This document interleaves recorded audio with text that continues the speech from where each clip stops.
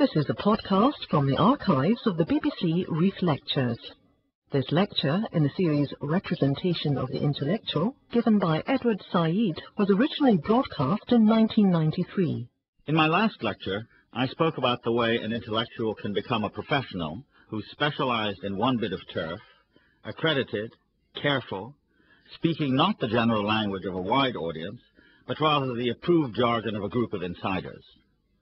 For not only does this shield the individual from a coarse reality, it also gives one a sense of moral and certainly technical superiority.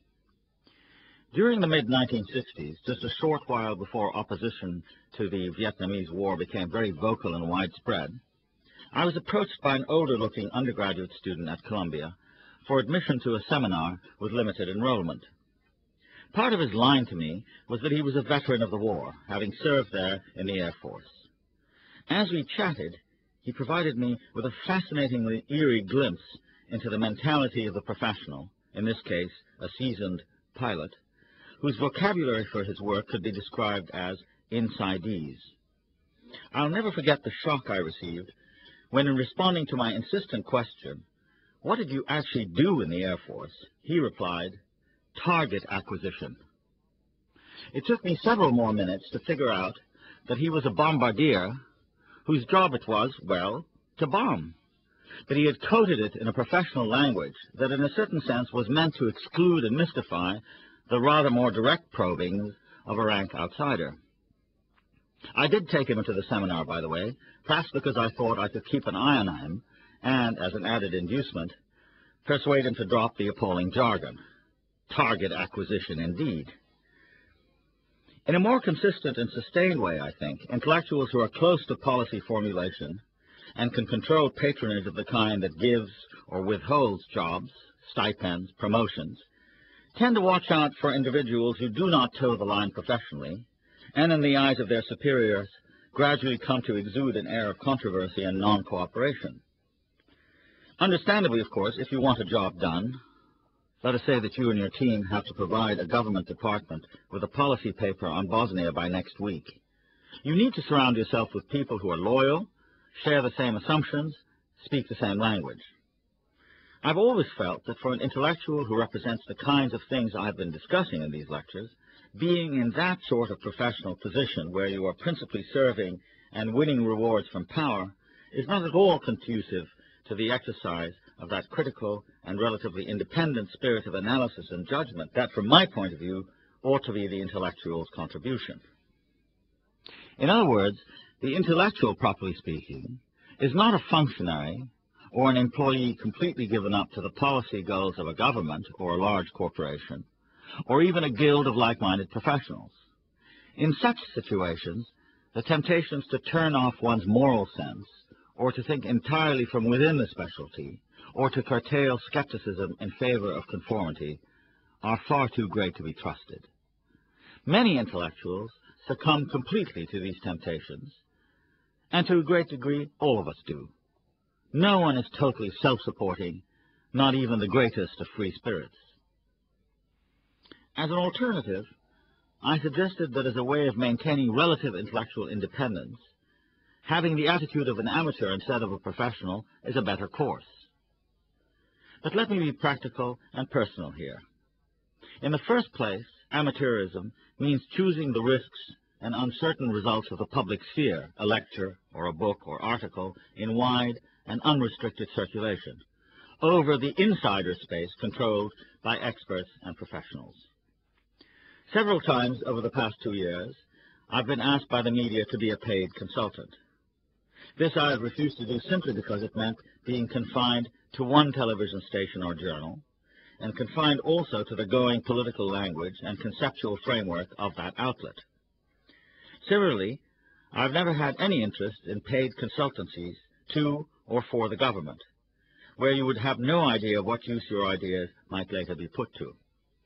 Secondly, delivering knowledge directly for a fee is very different if, on the one hand, a university asks you to give a public lecture, or if, on the other, you're asked to speak only to a small and closed circle of officials. That seems very obvious to me, so I've always welcomed university lectures and always turned down the others. And thirdly, to get more political, whenever I've been asked for help by a Palestinian group or by a South African university to visit and to speak against apartheid and for academic freedom, I have routinely accepted. In the end, one is moved by causes and ideas that one can actually choose to support because they conform to values and principles one believes in.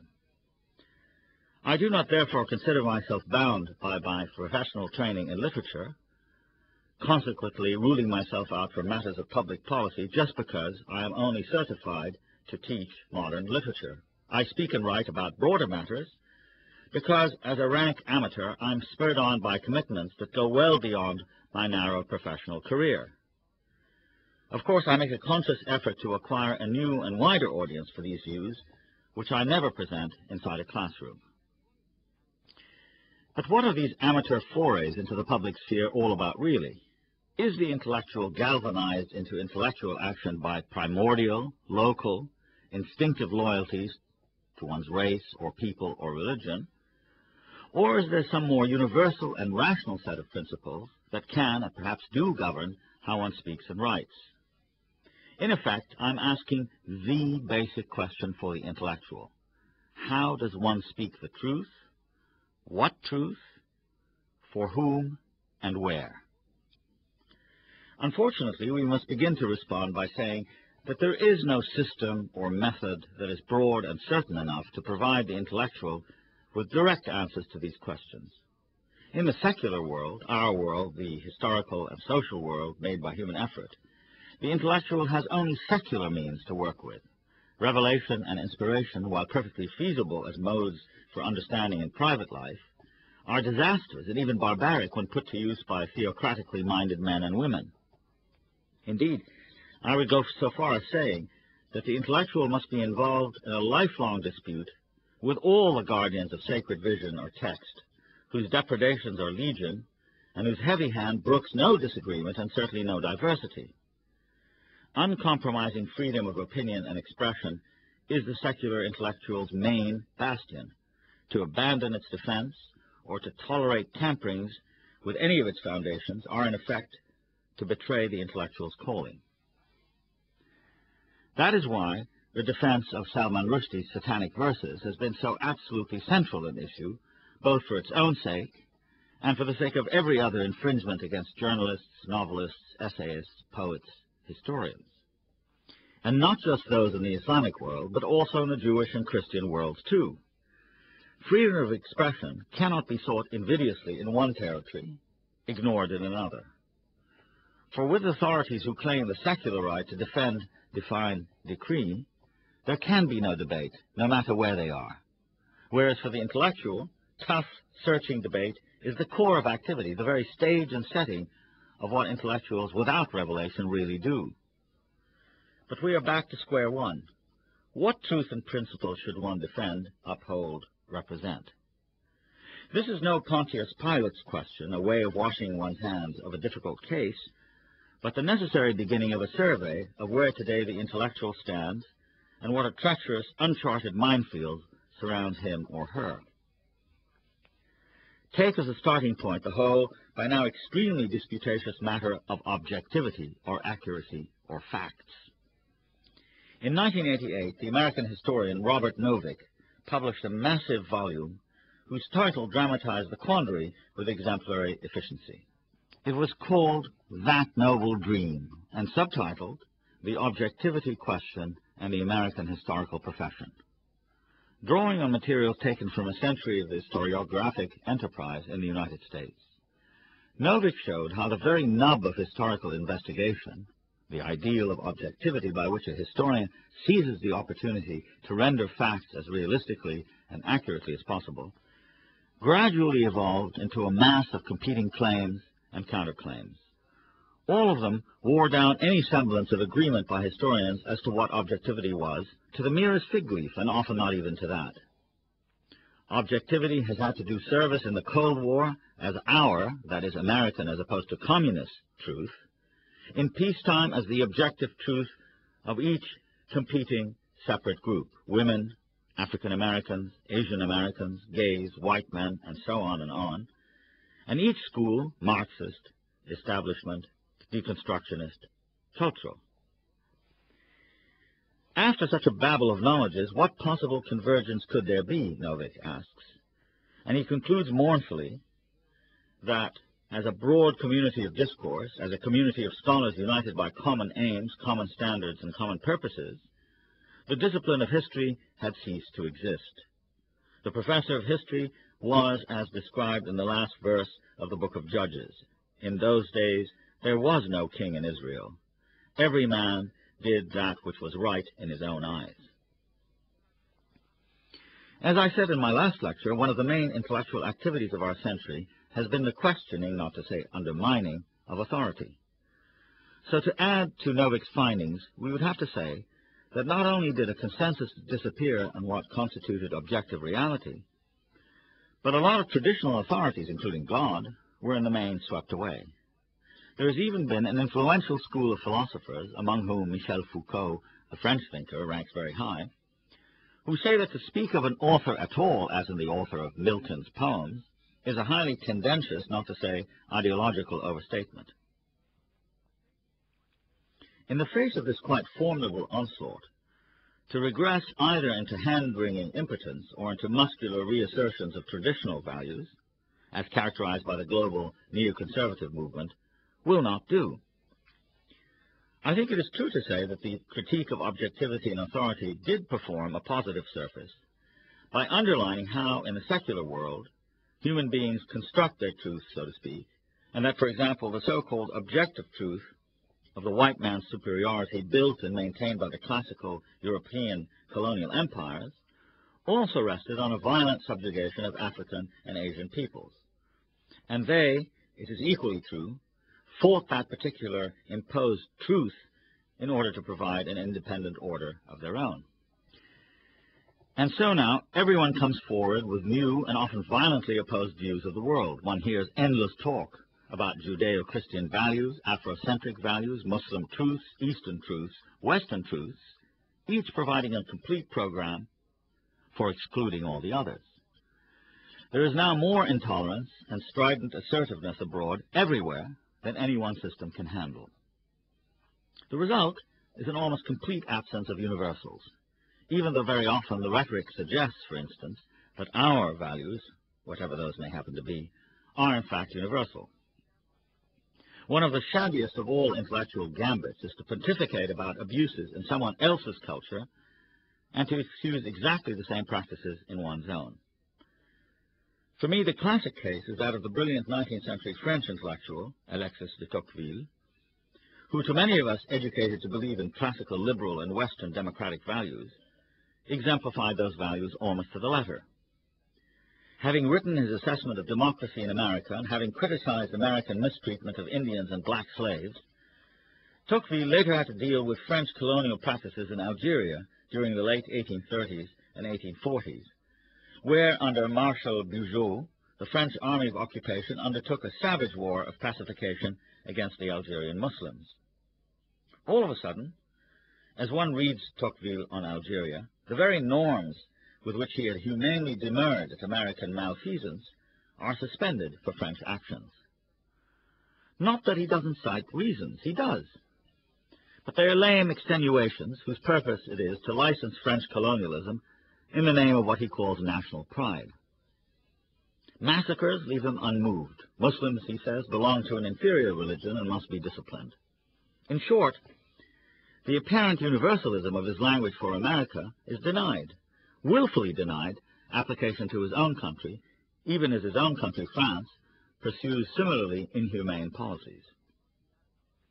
It must be added, however, that Tocqueville, and John Stuart Mill for that matter, whose commendable ideas about democratic freedoms in England, he said, did not apply to India, lived during a period when the ideas of a universal norm of international behavior meant, in effect, the right of European power and European representations of other people to hold sway. So nugatory and secondary did the non-white peoples of the world seem. Besides, according to 19th century Westerners, there were no independent African or Asian peoples of consequence, to challenge the draconian brutality of laws that were applied unilaterally by colonial armies to black or brown-skinned races. Their destiny was to be ruled. Frantz Fanon, Aimé Césaire, and C.L.R. James, to mention three great anti-imperialist black intellectuals, did not live and write until the 20th century. So what they and the liberation movements of which they were a part accomplished culturally and politically in establishing the right of colonized peoples to equal treatment was not available to Tocqueville or Mill. But these changed perspectives are available to contemporary intellectuals who have not often drawn the inevitable conclusions that if you wish to uphold basic human justice, you must do so for everyone, not just selectively for the people that your side, your culture, your nation designates are okay. The fundamental problem is therefore how to reconcile one's identity and the actualities of one's own culture, society, and history to the reality of other identities, cultures, peoples. This can never be done simply by asserting one's preference for what is already one's own, tub-thumping about the glories of our culture or the triumphs of our history is not worthy of the intellectual's energy, especially not today when so many societies are comprised of different races and backgrounds, as to beggar any reductive formulas. As I have been discussing it here, the public realm in which intellectuals make their representations is extremely complex and contains contradictory features. But the meaning of an effective intervention there has to rest on the intellectual's unbudgeable conviction in a concept of justice and fairness that allows for differences between nations and individuals without at the same time assigning them to hidden hierarchies, preferences, evaluations. Everyone today professes a liberal language of equality and harmony for all. The problem for the intellectual is to bring these notions to bear on actual situations where the gap between the profession of equality and justice on the one hand and, on the other, the rather less edifying reality is very great. This is most easily demonstrated in international relations, which is the reason I have stressed them so much in these lectures. A couple of recent examples illustrate what I have in mind. During the period just after Iraq's illegal invasion of Kuwait in 1990, public discussion in the West justly focused on the unacceptability of the aggression, which with extreme brutality sought to eliminate Kuwaiti existence. And as it became clear that the American intention was in fact to use military force against Iraq, the public rhetoric encouraged processes at the United Nations that would ensure the passage of resolutions based on the UN Charter, demanding sanctions and the possible use of force against Iraq. Of the few intellectuals who opposed both the Iraqi invasion and the subsequent use of largely American force in Operation Desert Storm, none, to my knowledge, cited any evidence or made any argument actually excusing Iraq for what it did. But what I think was correctly remarked at the time was how considerably weakened the American case against Iraq was when the Bush administration, with its enormous power, pressed the UN forwards towards war, ignoring the numerous possibilities of a negotiated reversal of the occupation before January 15, when the counteroffensive began, and also refusing to discuss other UN resolutions on other illegal occupations and invasions of territory that had involved the United States itself or some of its close allies. Of course, the real issue in the Gulf, so far as the U.S. was concerned, was oil and strategic power, not the Bush administration's professed principles. But what compromised intellectual discussion throughout the country in its reiterations of the inadmissibility of land unilaterally acquired by force was the absence of universal application of the idea. What never seemed relevant to the many American intellectuals who supported the war was that the U.S. itself had just recently invaded and for a time occupied the sovereign state of Panama. Surely, if one criticized Iraq, it therefore followed that the U.S. deserved the same criticism. But no. Our motives were higher, Saddam was a Hitler, whereas we were moved by largely altruistic and disinterested motives, and therefore this was a just war. Or consider the Soviet invasion of Afghanistan, equally wrong and equally condemnable. But U.S. allies such as Israel and Turkey had occupied territories illegally before the Russians moved into Afghanistan. Similarly, another U.S. ally, Indonesia, had massacred literally hundreds of thousands of Timorese in an illegal invasion during the middle 1970s. There is evidence to show that the U.S. knew about and supported the horrors of the East Timor War. But few intellectuals in the U.S., busy as always with the crimes of the Soviet Union, said much about that. And looming back in time was the enormous American invasion of Indochina, with results in sheer destructiveness wreaked on small, mainly peasant societies that are staggering. The principle here seems to have been that professional experts on U.S. foreign and military policy should confine their attention to winning a war against the other superpower and its surrogates in Vietnam or Afghanistan, and our own misdeeds be damned. Such are the ways of realpolitik. Certainly they are, but my point would be that for the contemporary intellectual living at a time that is already confused by the disappearance of what seem to have been objective moral norms and sensible authority, is it acceptable simply either blindly to support the behavior of one's own country and overlook its crimes, or to say rather supinely, I believe they all do it and that's the way of the world?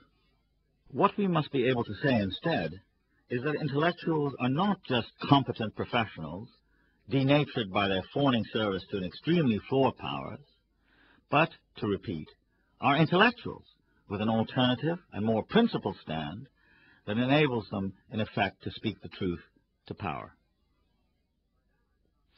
By that I do not mean here some Old Testament-like thunderings proclaiming everyone to be sinful and basically evil. I do mean something much more modest and a great deal more effective. To speak of consistency in upholding standards of international behavior and the support of human rights is not to look inwards for a guiding light supplied to one by inspiration or prophetic intuition. Most, if not all, countries in the world are signatories to a Universal Declaration of Human Rights adopted and proclaimed in 1948, reaffirmed by every new member state of the UN. There are equally solemn conventions on the rules of war, on treatment of prisoners, on the rights of workers, women, children, immigrants, and refugees. None of these documents says anything about disqualified or less equal races or peoples. All are entitled to the same freedoms. Of course, these rights are violated on a daily basis, as witness the genocide in Bosnia today. For an American or Egyptian or Chinese government official, these rights are at best looked at politically, not from a consistently moral standpoint. But those are the norms of power, which are precisely not those of the intellectual, whose role is at very least to apply the same standards and norms of behavior, now already collectively accepted on paper by the entire international community. Of course, there are patriotism and loyalty to one's people, and of course the intellectual is not an uncomplicated automaton, hurling mathematically devised laws and rules across the board. And of course, fear and the normal limitations on one's time and attention and capacity as an individual voice operate with fearsome efficiency. But I am trying to say that whereas we are right to bewail the disappearance of a consensus on what constitutes objectivity, we are not by the same token completely adrift in self-indulgent subjectivity. Taking refuge inside a profession or nationality, I've already said, is only taking refuge. It doesn't answer to the goads all of us receive just by reading the morning's news. No one can speak up all the time on all the issues, but I believe there is a special duty to address the constituted and authorized powers of one's own society, which are accountable to its citizenry, particularly when those powers are exercised in a manifestly disproportionate and immoral war, or in deliberate programs of discrimination, repression, and collective cruelty. As I said in my second lecture, all of us live inside national borders. We use national languages. We address, most of the time, our national communities. For an intellectual who lives in America, there's a further reality to be faced, namely that our country is first of all an extremely diverse immigrant society with fantastic resources and accomplishments, but also a redoubtable set of internal inequities and external interventions that cannot be turned away from. While I cannot speak for intellectuals elsewhere, surely something of the same sort obtains there as well, with the difference that in those cases the state in question is not a global power like the United States. In all these instances, the intellectual meaning of a situation is arrived at by comparing the known and available facts with a norm, also known and available. This is not an easy task, since documentation, research, probings are required in order to get beyond the usually piecemeal, fragmentary, and necessarily flawed way in which information is presented. But in most cases it is possible, I believe, to ascertain whether in fact a massacre was committed or an official cover-up produced. The first imperative is to find out what occurred and then why, not as isolated events, but as part of an unfolding history whose broad contours includes one's own nation as an actor. The incoherence of the standard foreign policy analysis performed by apologists, strategists, and planners is that it concentrates on others as the objects of the situation, rarely on our involvement and what it wrought. Even more rarely is it compared to a moral norm. The goal of speaking the truth is, in so administered a mass society as ours, mainly to project a better state of affairs, one that corresponds more closely to a set of moral principles applied to peace, reconciliation, abatement of suffering, applied to the known facts. This has been called abduction by the American philosopher C.S. Peirce, and has been used effectively by the celebrated contemporary intellectual Noam Chomsky. Certainly in writing and speaking, one's aim is not to show everyone how right one is, but in trying to induce a change in the moral climate whereby aggression is seen as such, the unjust punishment of peoples or individuals is either prevented or given up, the recognition of rights and democratic freedoms is established as a norm for everyone, not invidiously for a select few. Admittedly, however, these are idealistic and often unrealizable aims, and in a sense, they are not as immediately relevant to my subject here as the intellectual's individual performance, when, as I've been saying, the tendency too often is to back away or simply to toe the line. Nothing, in my view, is more reprehensible than those habits of mind in the intellectual that induce avoidance, that characteristic turning away from a difficult and principled position which you know to be the right one, but which you decide not to take. You do not want to appear too political, you are afraid of seeming controversial, you need the approval of a boss or an authority figure, you want to keep a reputation for being balanced, objective, moderate, your hope is to be asked back, to consult, to be on a board or prestigious committee, and so to remain within the responsible mainstream. Someday you hope to get an honorary degree, a big prize, perhaps even an ambassadorship. For an intellectual, these habits of mind are corrupting par excellence. If anything can denature, neutralize, and finally kill a passionate intellectual life, it is those considerations, internalized and, so to speak, in the driver's seat. And finally, a word about the mode of intellectual intervention. One doesn't climb a mountain or pulpit and declaim from the heights.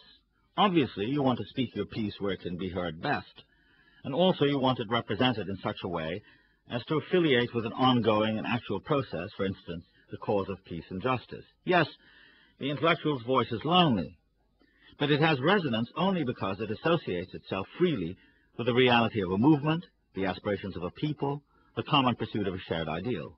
Let's look at an example. Opportunism dictates that in the West, much given to full-scale critiques of, for instance, Palestinian terror or immoderation, you denounce them soundly and then go on to praise Israeli democracy. Then you must say something good about peace. Yet, intellectual responsibility dictates, of course, that you say all those things directly to Palestinians. But your main point is made in New York, Paris, and London around the issue which in those places you can most affect by promoting the idea of Palestinian freedom and the freedom from terror and extremism of all concerned, not just the weakest and most easily bashed party. Speaking the truth to power is no Panglossian idealism. It is carefully weighing the alternatives, picking the right one, and then intelligently representing it where it can do the most good and cause the right change. You've been listening to a podcast from the archives of the BBC Reith Lectures. For more podcasts, please visit bbc.co.uk/Radio4.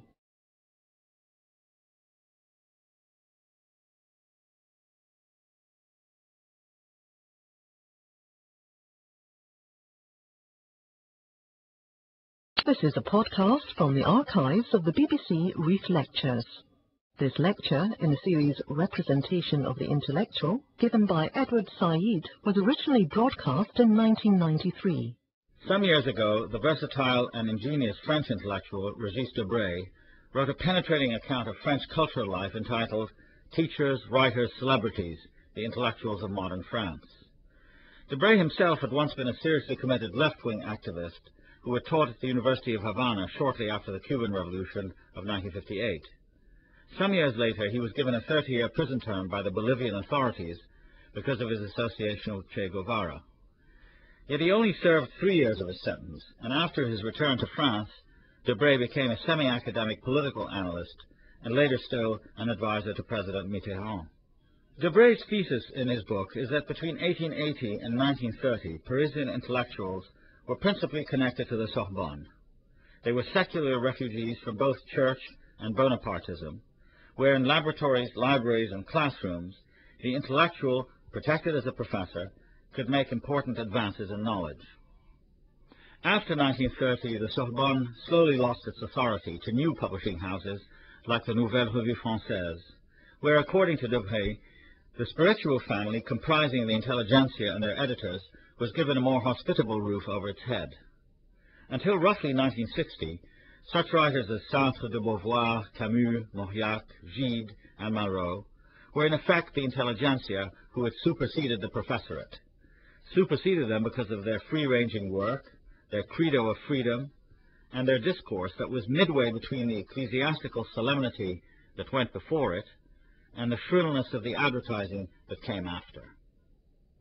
Around 1968, intellectuals largely deserted their publishers' fold. Instead, they flocked to the mass media as journalists, talk show guests and hosts, advisors, managers, and so on. Not only did they now have a huge mass audience, but also their entire life work as intellectuals depended on their viewers, on acclaim or oblivion as given by those others who had become a faceless consuming audience out there. Debray says, by extending the reception area, the mass media have reduced the sources of intellectual legitimacy surrounding the professional intelligentsia, the classic source of legitimacy, with wider concentric circles that are less demanding and therefore more easily won over. What Debray describes is almost entirely a local French situation, the result of a struggle between secular, imperial, and ecclesiastical forces in that society since Napoleon. It is therefore most unlikely to duplicate the picture he provides for France in other societies. In Britain, for example, the major universities before World War II could hardly be characterized in Debray's terms, since even Oxford and Cambridge dons were not principally known in the public domain as intellectuals in the French sense. And, although British publishing houses were powerful and influential between the two world wars, they and their authors did not constitute the spiritual family Debray speaks about in France. Nevertheless, the general point is a valid one. Groups of individuals are aligned with institutions and derive power and authority from those institutions. As the institutions either rise or fall in ascendancy, so too do their organic intellectuals who work inside them. And yet the question remains as to whether there is or can be anything like an independent, autonomously functioning intellectual, one who is not beholden to and therefore constrained by his or her affiliations with universities that pay salaries, political parties that demand loyalty to a party line, think tanks that, while they offer freedom to do research, perhaps more subtly compromise judgment and restrain the critical voice. As Debray suggests, once an intellectual circle is widened beyond the like group of intellectuals, in other words, if instead of depending on other intellectuals for debate and judgment, and one starts instead to worry about pleasing an audience or an employer, something in the intellectual's vocation is, if not abrogated, then certainly inhibited. We come back once again to the main theme of these lectures, the representation of the intellectual. When we think of an individual intellectual, the individual is my principal concern here, do we accentuate the individuality of the person in drawing his or her portrait? Or do we rather make our focus the group or class of which the individual is a member? The answer to this question obviously affects our expectations of the intellectual's address to us. Is what we hear or read an independent view, or does it represent a government, an organized political cause, a lobbying group? 19th century representations of the intellectual tended to stress individuality, the fact that very often the intellectual is, like Turgenev's Bazarov, or James Joyce's Stephen Dedalus, a solitary, somehow aloof figure who does not conform to society at all and is consequently a rebel completely outside established opinion. With the increased number of 20th century men and women who belong to a general group called intellectuals, or the intelligentsia, the managers, professors, journalists, computer or government experts, lobbyists, pundits, syndicated columnists, consultants who are paid for their opinions, one is impelled to wonder whether the individual intellectual as an independent voice can exist at all. This is a tremendously important question, I think, and it must be looked into with a combination of realism and idealism, certainly not cynicism. A cynic, Oscar Wilde says, is someone who knows the price of everything but the value of nothing. To accuse all intellectuals of being sellouts just because they earn their living working in a university or for a newspaper is a coarse and finally meaningless charge. Thus it would be far too indiscriminately cynical to say that the world is so corrupt that everyone ultimately succumbs to mammon. On the other hand, it's scarcely less serious to hold up the individual intellectual as a perfect ideal, a sort of shining knight who is so pure and so noble as to deflect any suspicion of material interest. No one can pass such a test, not even Joyce's Dedalus, who is so pure and fiercely ideal as in the end to be incapacitated and, worse, silent. The fact is that the intellectual ought neither to be so uncontroversial and safe a figure as to be just a friendly technician, nor, going in the opposite direction, should the intellectual try to be a full-time Cassandra, as unpleasant in being right as she was, and as unheard as well. Every human being is held in by society, no matter how free and open the society, no matter how bohemian the individual. In any case, the intellectual is supposed to be heard from, and in practice ought to be stirring up debate and, if possible, controversy. But the alternatives are not total quiescence or total rebelliousness. During the waning days of the Reagan administration, a disaffected left-wing American intellectual called Russell Jacoby published a book that generated a great deal of discussion, much of it approving. It was called The Last Intellectuals, and argued the unimpeachable thesis that in the United States the non-academic intellectual had completely disappeared, leaving no one in that place except a whole bunch of timid and jargon-ridden university dons to whom no one in the society paid any attention. Jacoby's model for the intellectual of yore was comprised of a few names that lived mostly in Greenwich Village, the local equivalent of the Latin Quarter, earlier this century, and were known by the general name of the New York intellectuals. Most of them were Jewish, left-wing but anti-communist, and managed to live by their pens. Figures of the earlier generation included men and women like Edmund Wilson, Jane Jacobs, Lewis Mumford, Dwight MacDonald. Their later counterparts were Philip Roth, Alfred Kazin, Irving Howe, who died only a few weeks ago, Susan Sontag, Daniel Bell, William Barrett, Lionel Trilling. According to Jacoby, the likes of such people has been diminished by various post-war social and political forces. The flight to the suburbs, Jacoby's point being that the intellectual is an urban creature, the irresponsibilities of the beat generation who pioneered the idea of dropping out and fleeing from their appointed station in life, the expansion of the university, and a drift to the campus of the former American left. The result is that today's intellectual is most likely to be a closeted literature professor with a secure income and no interest in dealing with the world outside the classroom. Such individuals, Jacoby alleges, write an esoteric and barbaric prose that is meant mainly for academic advancement and not for social change. Meanwhile, the ascendancy of what has been called the neoconservative movement, intellectuals who had become prominent during the Reagan period, but who were in many cases former left-wing independent intellectuals like Irving Kristol and Sidney Hook, brought with it a whole host of new journals advancing an openly reactionary, or at least conservative, social agenda. Jacoby mentions the extreme right-wing quarterly, The New Criterion, in particular. These new forces, says Jacoby, were and still are much more assiduous at courting young writers, potential intellectual leaders who could take over from the older ranks. Whereas the New York Review of Books, one of the most prestigious liberal journals in America, had once pioneered daring ideas as expressed by new and radical writers, it had now acquired a deplorable record, resembling in its aging Anglophilia Oxford teas rather than New York delis. Jacobi keeps coming back to his idea of an intellectual whom he describes as an incorrigibly independent soul answering to no one. All that we have now, he says, is a missing generation, which has been replaced by buttoned-up, impossible-to-understand classroom technicians, hired by committee, anxious to please various patrons and agencies, bristling with academic credentials and a social authority that does not promote debate, but establishes reputations and intimidates non-experts. This is a very gloomy picture, but is it an accurate one?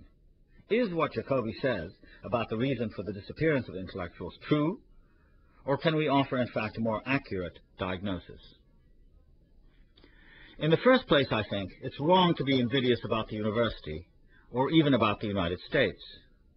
There was a brief period in France, shortly after the Second World War, when a handful of prominent independent intellectuals, like Sartre, Camus, Aron, de Beauvoir, seemed to represent the classic idea, not necessarily the reality, of intellectuals descended from their great, but alas often mythical, 19th century prototypes like Renan and Humboldt. But what Jacobi doesn't talk about is that intellectual work in the 20th century has been centrally concerned not just with public debate and elevated polemic of the sort advocated by Julien Benda, the early 20th century French man of letters, and exemplified perhaps by Bertrand Russell and a few bohemian New York intellectuals, but also with criticism and disenchantment, with exposure of false prophets and debunking of ancient traditions and hallowed names. Besides, being an intellectual is not at all inconsistent with being an academic, or a pianist for that matter. The Canadian pianist Glenn Gould was a recording artist on contract to large corporations for the whole of his performing life. This did not prevent him from being an iconoclastic reinterpreter of and commentator on classical music, with tremendous influence on the way performance is realized and judged. By the same token, academic intellectuals, historians for example, have totally reshaped thought about the writing of history, the stability of traditions, the role of language in society. One thinks of Eric Hobsbawm and E.P. Thompson in England, or Hayden White in America. Their work has had wide diffusion beyond the academy, although it mostly was born and nurtured inside it. As for the United States being especially guilty of denaturing intellectual life, one would have to dispute that, since everywhere one looks today, even in France, the intellectual is no longer a bohemian or a café philosopher, but has become a quite different figure representing many different kinds of concerns, making his or her representations in a seriously altered way. As I've been saying throughout these lectures, the intellectual is less a sort of statue-like icon than an individual vocation, an energy, a stubborn force engaging as a committed and recognizable voice in language and in society with a whole slew of issues, all of them having to do in the end with a combination of enlightenment and emancipation or freedom. The particular threat to the intellectual today, whether in the West or the non-Western world, is not the academy, nor the suburbs, nor the appalling commercialism of journalism and publishing houses. Rather, the danger comes from an attitude that I shall be calling professionalism. That is, thinking of your work as an intellectual as something you do for a living between the hours of 9 and 5, with one eye on the clock and another cocked at what is considered to be proper professional behavior, not rocking the boat, not straying outside the accepted paradigms or limits, making yourself marketable and above all presentable, hence uncontroversial and unpolitical and objective. Let us go back to Sartre for a moment. At the very time that he seems to be advocating the idea that man, no mention of woman, is free to choose his own destiny, he also says that the situation, one of Sartre's favorite words, may prevent the full exercise of such freedom. And yet, Sartre adds, it is wrong to say that milieu and situation unilaterally determine the writer or intellectual. Rather, there's a constant back and forth between them. In his credo as an intellectual, published in 1947, What is Literature?, Sartre uses the word writer rather than intellectual, but it is clear that he is speaking about the role of the intellectual in society, as in the following all-male passage. Whatever game he may want to play, the intellectual must play it on the basis of the representation which others have of him. He may want to modify the character that one attributes to the man of letters or intellectual in a given society. But in order to change it, he must first slip into it. Hence, the public intervenes with its customs, its vision of the world, and its conception of society and of literature within that society. It surrounds the writer, it hems him in, and its imperious or sly demands, its refusals and its flights, are the given facts on whose basis a work can be constructed. Sartre is not saying that the intellectual is a kind of withdrawn philosopher-king whom one ought to idealize and venerate as such. On the contrary, and this is something that contemporary lamenters over the disappearance of intellectuals tend to miss, the intellectual is constantly subject not only to the demands of his or her society, but also to quite substantial modifications in the status of intellectuals as members of a distinct group. In assuming that the intellectual ought to have sovereignty, or a kind of unrestricted authority over moral and mental life in a society, critics of the contemporary scene simply refuse to see how much energy has been poured into resisting, even attacking authority of late. This has resulted in radical changes in the intellectual's self-representation. Today's society still hems in and surrounds the writer, sometimes with prizes and rewards, often with denegrations or ridiculings of intellectual work altogether, still more often with saying that the true intellectual ought to be only an expert professional in his or her field. I don't recall Sartre ever saying that the intellectual should remain outside the university necessarily. He did say that the intellectual is never more an intellectual than when surrounded, cajoled, hemmed in, hectored by society to be one thing or another, because only then and on that basis can intellectual work be constructed. When he refused the Nobel Prize in 1964, he was acting precisely according to his principles. What are these pressures in the 1990s? And how do they fit what I've been calling professionalism? What I want to discuss are four pressures which I believe challenge the intellectual's ingenuity and will. None of them is unique to only one society. Despite their pervasiveness, each of them can be countered by what I shall call amateurism, the desire to be moved not by profit or reward, but by love for and unquenchable interest in the larger picture, in making connections across lines and barriers, in refusing to be tied down to a specialty, in caring for ideas and values despite the restrictions of a profession. Specialization is the first of these pressures.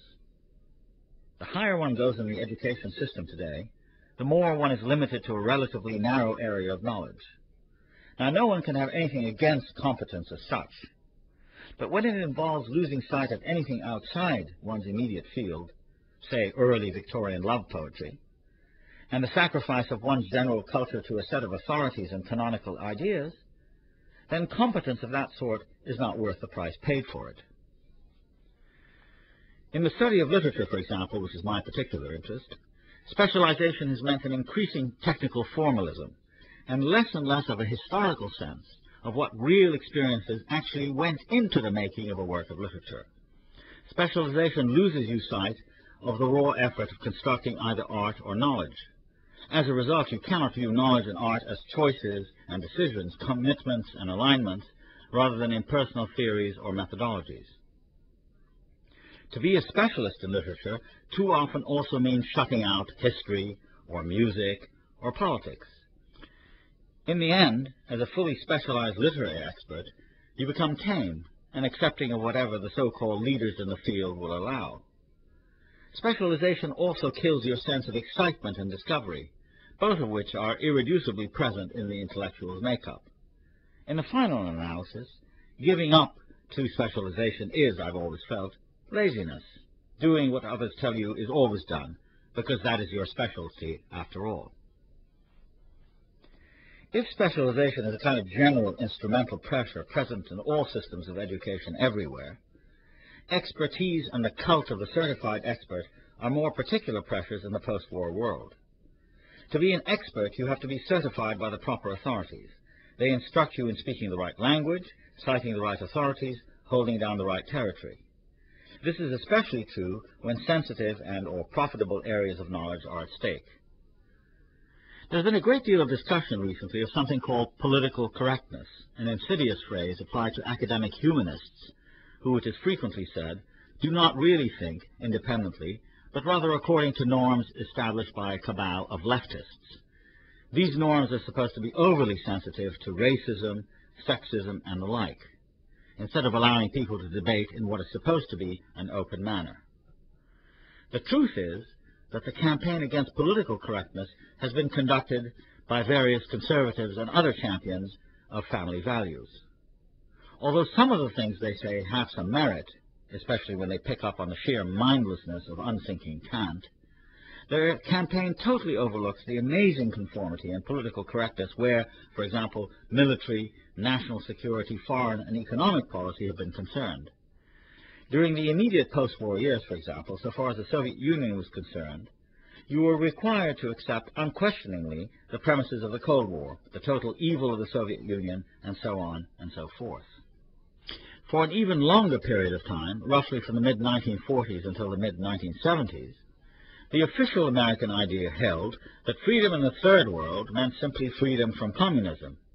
It reigned virtually unchallenged, and with it went the notion, endlessly elaborated by legions of sociologists, anthropologists, political scientists, and economists, that development was non-ideological, derived from the West, and involved economic takeoff, modernization, anti-communism, and a devotion among some political leaders to formal alliances with the United States. For the United States and some of its Western associates, like Britain and France, these views about defense and security often became dogma. This resulted in imperial policies in which counterinsurgency and an implacable opposition to native nationalism, always seen as tending towards communism in the Soviet Union, brought immense disasters in the form of costly wars, such as the one in Vietnam, indirect support for invasions and massacres, like those undertaken by allies of the West, such as Indonesia, El Salvador, and Israel, and client regimes with grotesquely distorted economies. To disagree with all this meant, in effect, interfering with a controlled market for expertise tailored to further the national effort. For expertise, in the end, has rather little, strictly speaking, to do with knowledge. Some of the material brought to bear on the Vietnamese War by Noam Chomsky is far greater in scope and accuracy than similar writing by certified experts.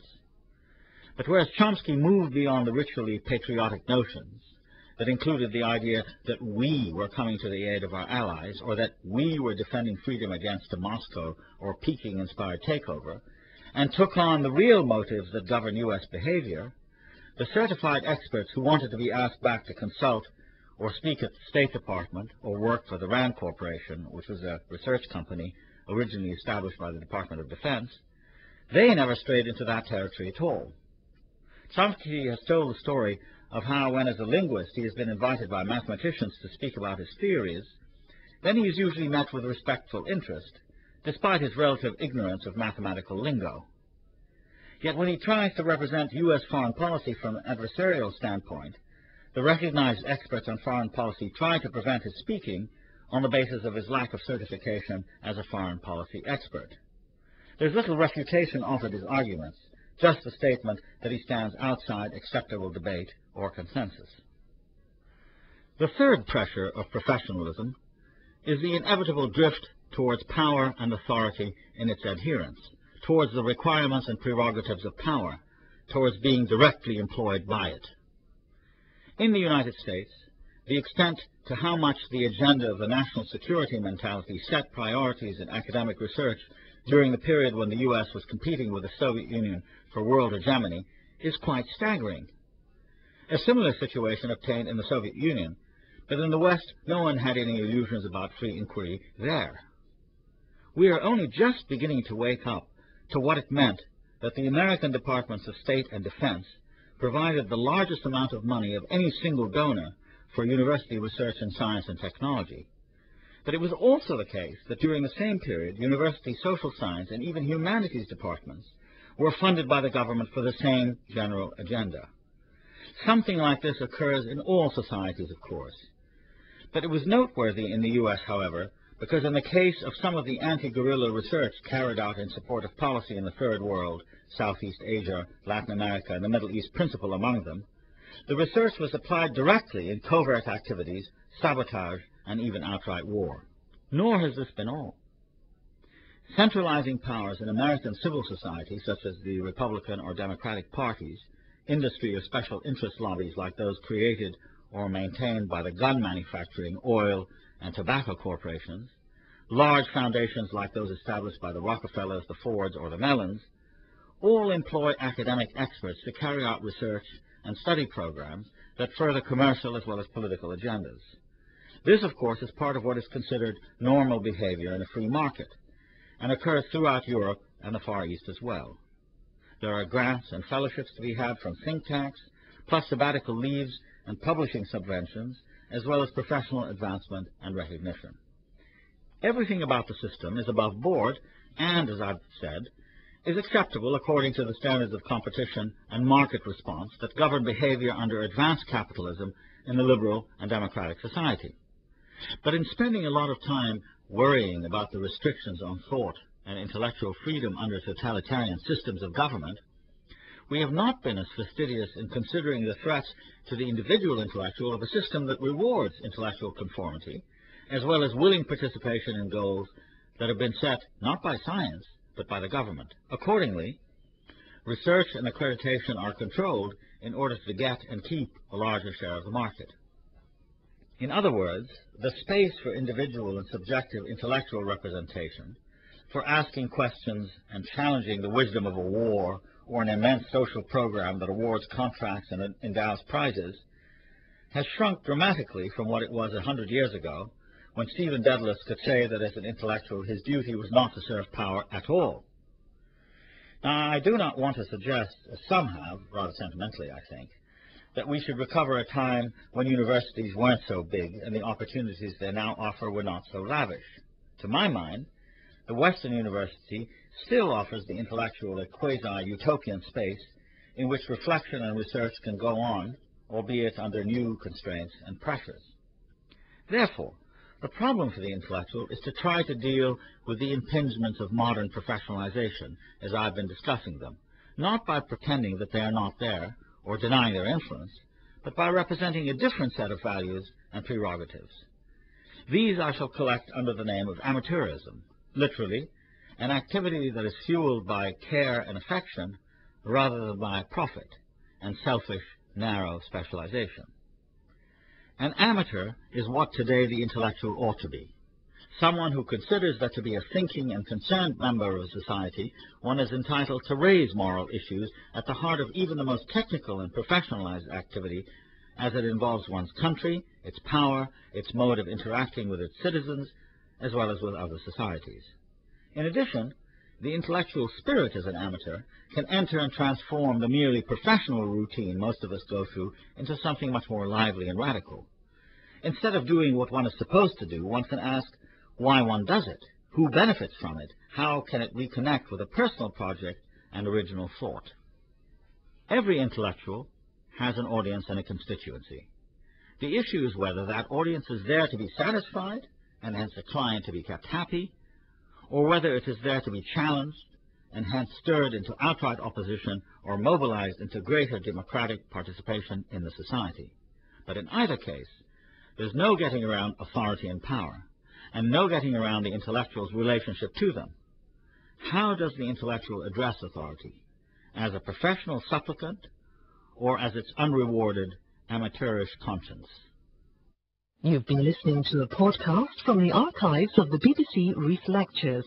For more podcasts, please visit bbc.co.uk/Radio4.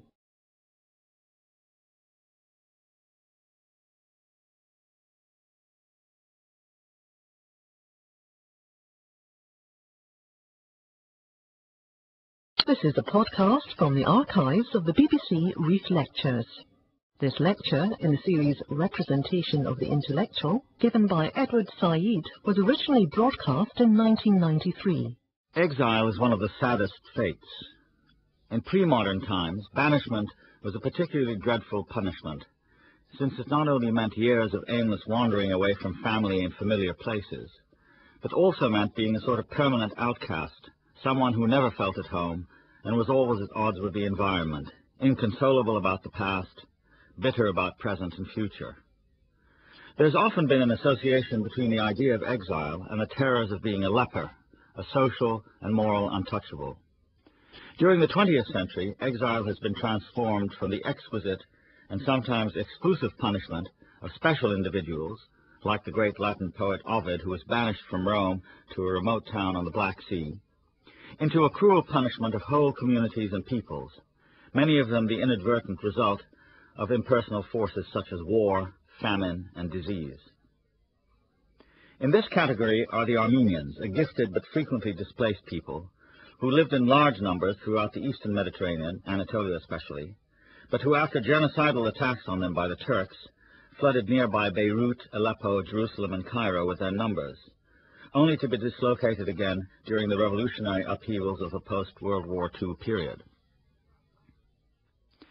I've long been deeply drawn to those large expatriate or exile communities who peopled the landscape of my youth in Palestine and Egypt. There were many Armenians, of course, but also Jews, Italians, and Greeks, who, once settled in the Levant, had grown productive roots there. These communities, after all, produced prominent writers like Edmond Jabès, Giuseppe Ungaretti, Constantine Gavafi, that were to be brutally torn up after the establishment of Israel in 1948 and after the Suez War of 1956. There's a popular but wholly mistaken assumption that being exiled is to be totally cut off, isolated, hopelessly separated from your place of origin. Would that surgically clean separation were true, because then at least you could have a consolation of knowing that what you've left behind is, in a sense, unthinkable and completely irrecoverable. The fact is that for most exiles, the difficulty consists not simply in being forced to live away from home, but rather, given today's world, living with the many reminders that you are in exile, that your home is not in fact so far away, and that the normal traffic of everyday contemporary life keeps you in constant but tantalizing and unfulfilled touch with the old place. The exile therefore exists in a median state, neither completely at one with the new setting, nor fully disencumbered of the old, beset with half involvements and half detachments, nostalgic and sentimental on one level, an adept mimic or a secret outcast on another. Being skilled at survival becomes the main imperative, with the dangers of getting too comfortable and secure constituting a threat that is constantly to be guarded against. Salim, the main character of V.S. Naipaul's novel A Bend in the River, is an affecting instance of the modern intellectual in exile. An East African Muslim of Indian origin, he has left the coast and journeyed towards the African interior, where he survives precariously in a new state modeled on Mobutu's Zaire. Naipaul's extraordinary antenna as a novelist enabled him to portray Salim's life at a bend in the river as a sort of no man's land, to which come the European intellectual advisors who succeed the idealistic missionaries of colonial times, as well as the mercenaries, profiteers, and other third world flotsam and jetsam, in whose ambience Salim is forced to live, gradually losing his property and his integrity in the mounting confusion. By the end of the novel, and this of course is Naipaul's debatable ideological point, even the natives have become exiles in their own country. So preposterous and erratic are the whims of the ruler, Big Man, who is intended by Naipaul to be a symbol of all post-colonial regimes. The widespread territorial rearrangements of the post-World War II period produced huge demographic movements. For example, the Indian Muslims who moved to Pakistan after the 1947 partition, or the Palestinians who were largely dispersed during Israel's establishment to accommodate incoming European and Asian Jews. And these transformations in turn gave rise to hybrid political forms. In Israel's political life, there has been not just a politics of the Jewish diaspora, but also an intertwining and competing politics of the Palestinian people in exile. In the newly founded countries of Pakistan and Israel, the recent immigrants were seen as part of an exchange of populations, but politically they were also regarded as formerly oppressed minorities enabled to live in their new states as members of the majority. Yet far from settling sectarian issues, partition and the separatist ideology of new statehood have rekindled and often inflamed them. My concern here is more with the largely unaccommodated exiles like Palestinians, or the new Muslim immigrants in continental Europe, or the West Indian and African blacks in England, whose presence complicates the presumed homogeneity of the new societies in which they live. The intellectual who considers him or herself to be a part of a more general condition affecting the displaced national community is therefore likely to be a source not of acculturation and adjustment, but rather of volatility and instability. This is by no means to say that exile doesn't also produce marvels of adjustment.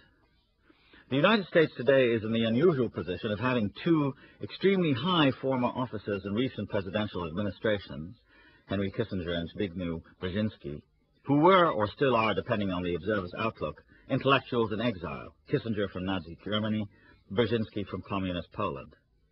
In addition, Kissinger is Jewish, which puts him in the extraordinarily odd position of also qualifying for potential immigration to Israel, according to its basic law of return.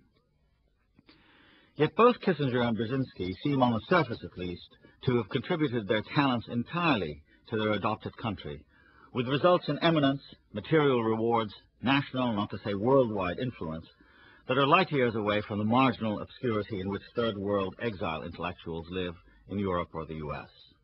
Today, having served in government for several decades, the two prominent intellectuals are now consultants to corporations and other governments. Brzezinski and Kissinger are not perhaps as socially exceptional as one would assume if it is recalled that the European theater of World War II was considered by other exiles, like Thomas Mann, as a battle for Western destiny, the Western soul.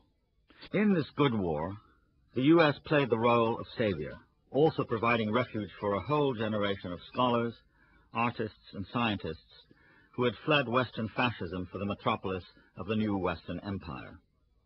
In scholarly fields like the humanities and social sciences, a large group of émigré scholars, some of them such as Leo Spitzer and Erich Auerbach, extremely distinguished, enriched American universities with their talents and old world experience.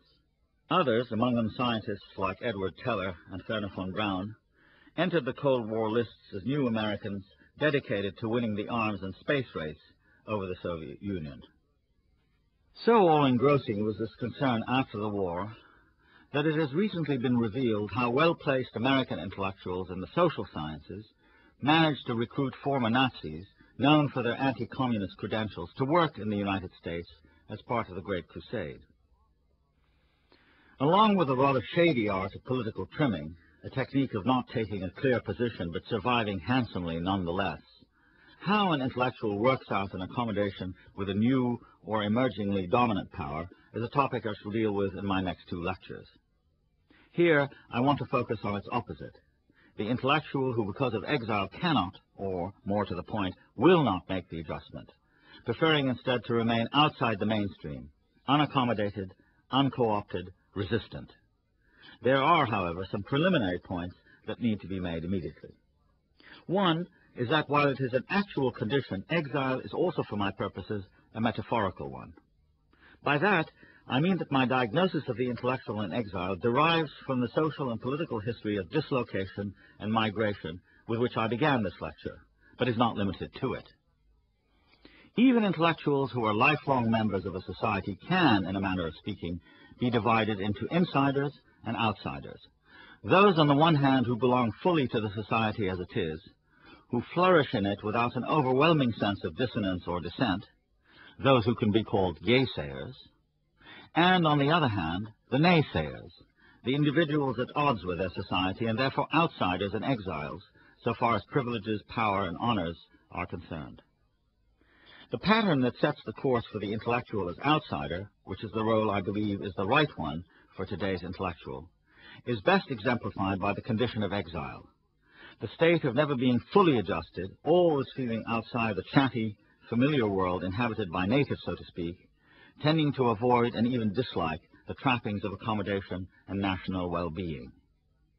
Exile for the intellectual in this metaphysical sense is restlessness, movement, constantly being unsettled and unsettling others.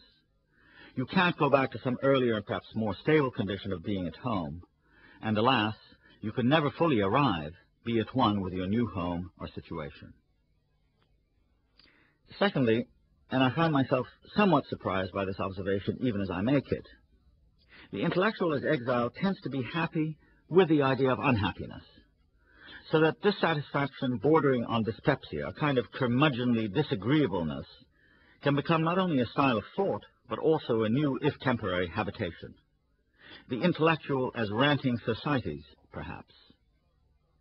A great historical prototype for what I have in mind is a powerful 18th century figure, Jonathan Swift, who never got over his fall from influence and prestige in England after the Tories left office in 1714, and spent the rest of his life as an exile in Ireland, an almost legendary figure of bitterness and anger, sæve indignatio, he said of himself in his own epitaph, furious at Ireland, and yet its defender against British tyranny, a man whose towering Irish works, Gulliver's Travels and the Drapier's Letters, show a mind flourishing, not to say benefiting, from such productive anguish.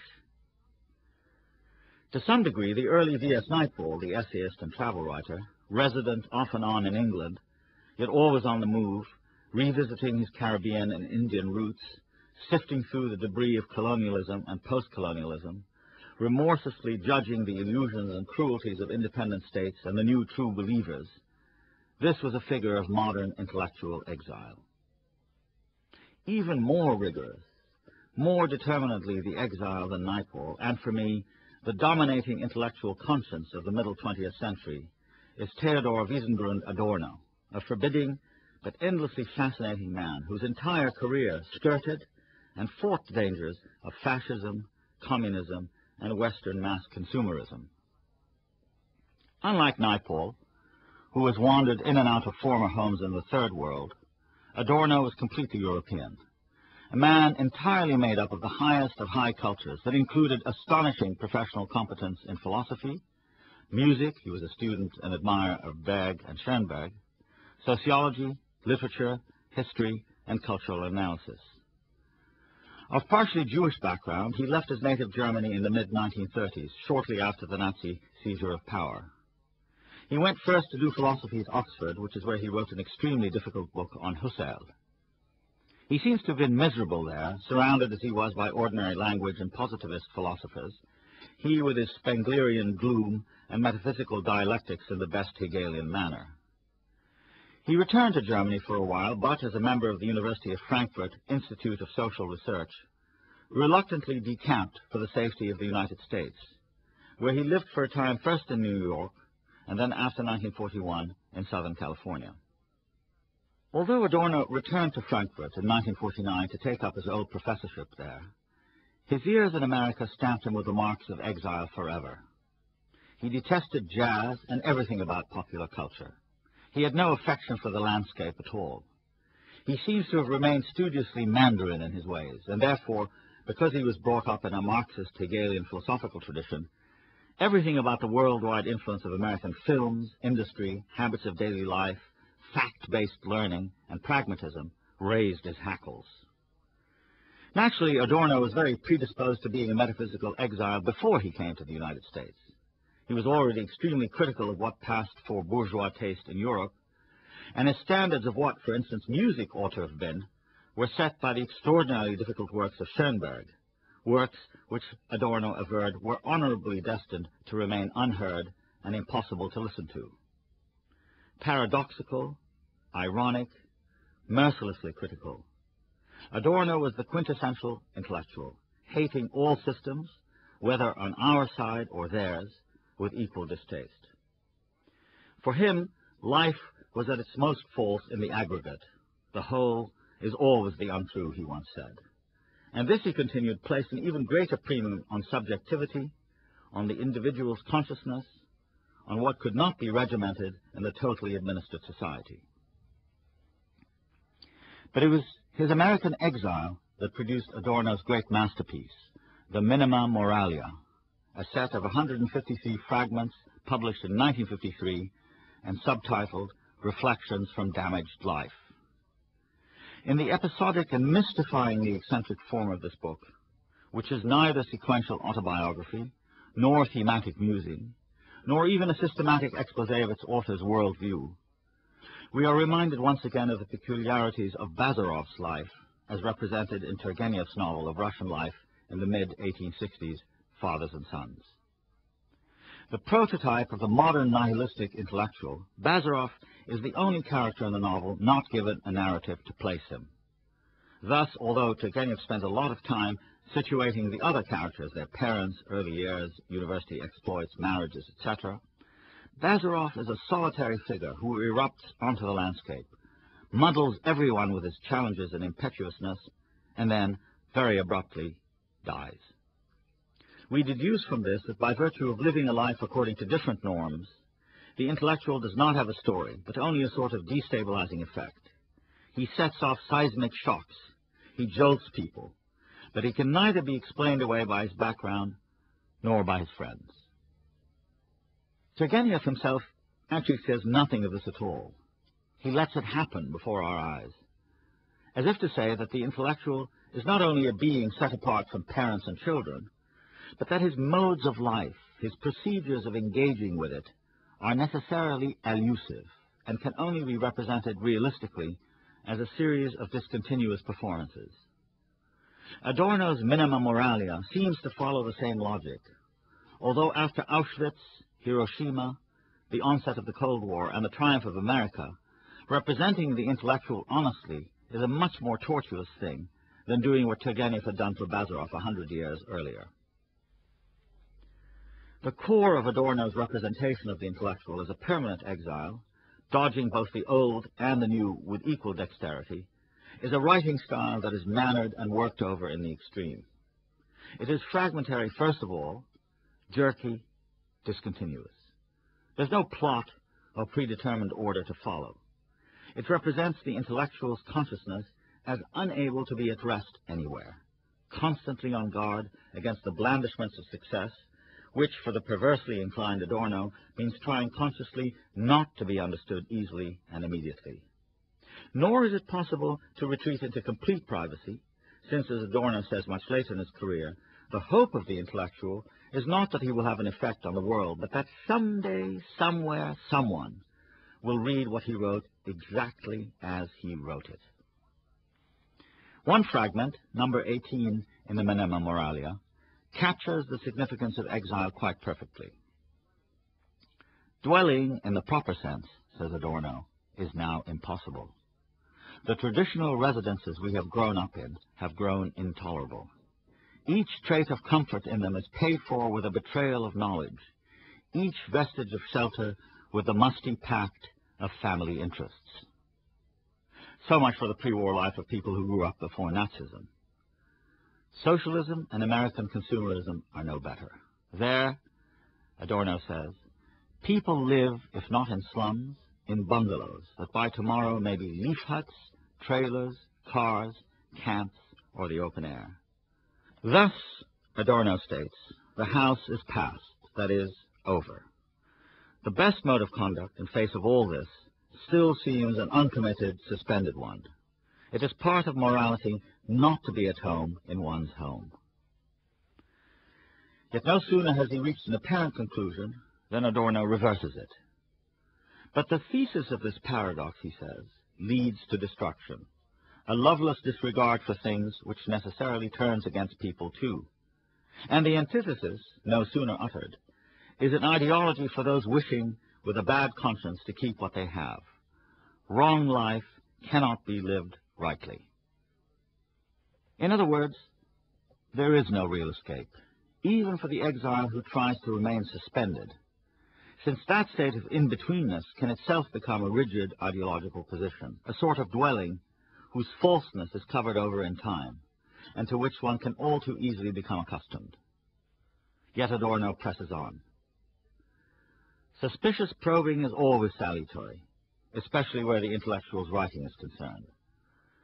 For a man who no longer has a homeland, writing becomes a place to live, he says. Yet even so, and this is Adorno's final touch, there can be no slackening of rigor in self-analysis. The demand that one harden oneself against self-pity implies the technical necessity to counter any slackening of intellectual tension with the utmost alertness, and to eliminate anything that has begun to encrust the work of writing, or to drift along idly, which may at any earlier stage have served as gossip, to generate the warm atmosphere conducive to growth, but is now left behind flat and stale. In the end, the writer is not allowed to live in his writing. This is typically gloomy and unyielding. Adorno, the intellectual in exile, heaping sarcasm on the idea that one's own work can provide some satisfaction, an alternative type of living that might be a slight respite from the anxiety and marginality of no dwelling at all. What Adorno doesn't speak about are indeed the pleasures of exile, those different arrangements of living and eccentric angles of vision that they can sometimes afford. So while you're neither winning prizes nor being welcomed into all those self-congratulating honor societies that routinely exclude embarrassing troublemakers who don't toe the party line, you are at the same time deriving some positive things from exile and marginality.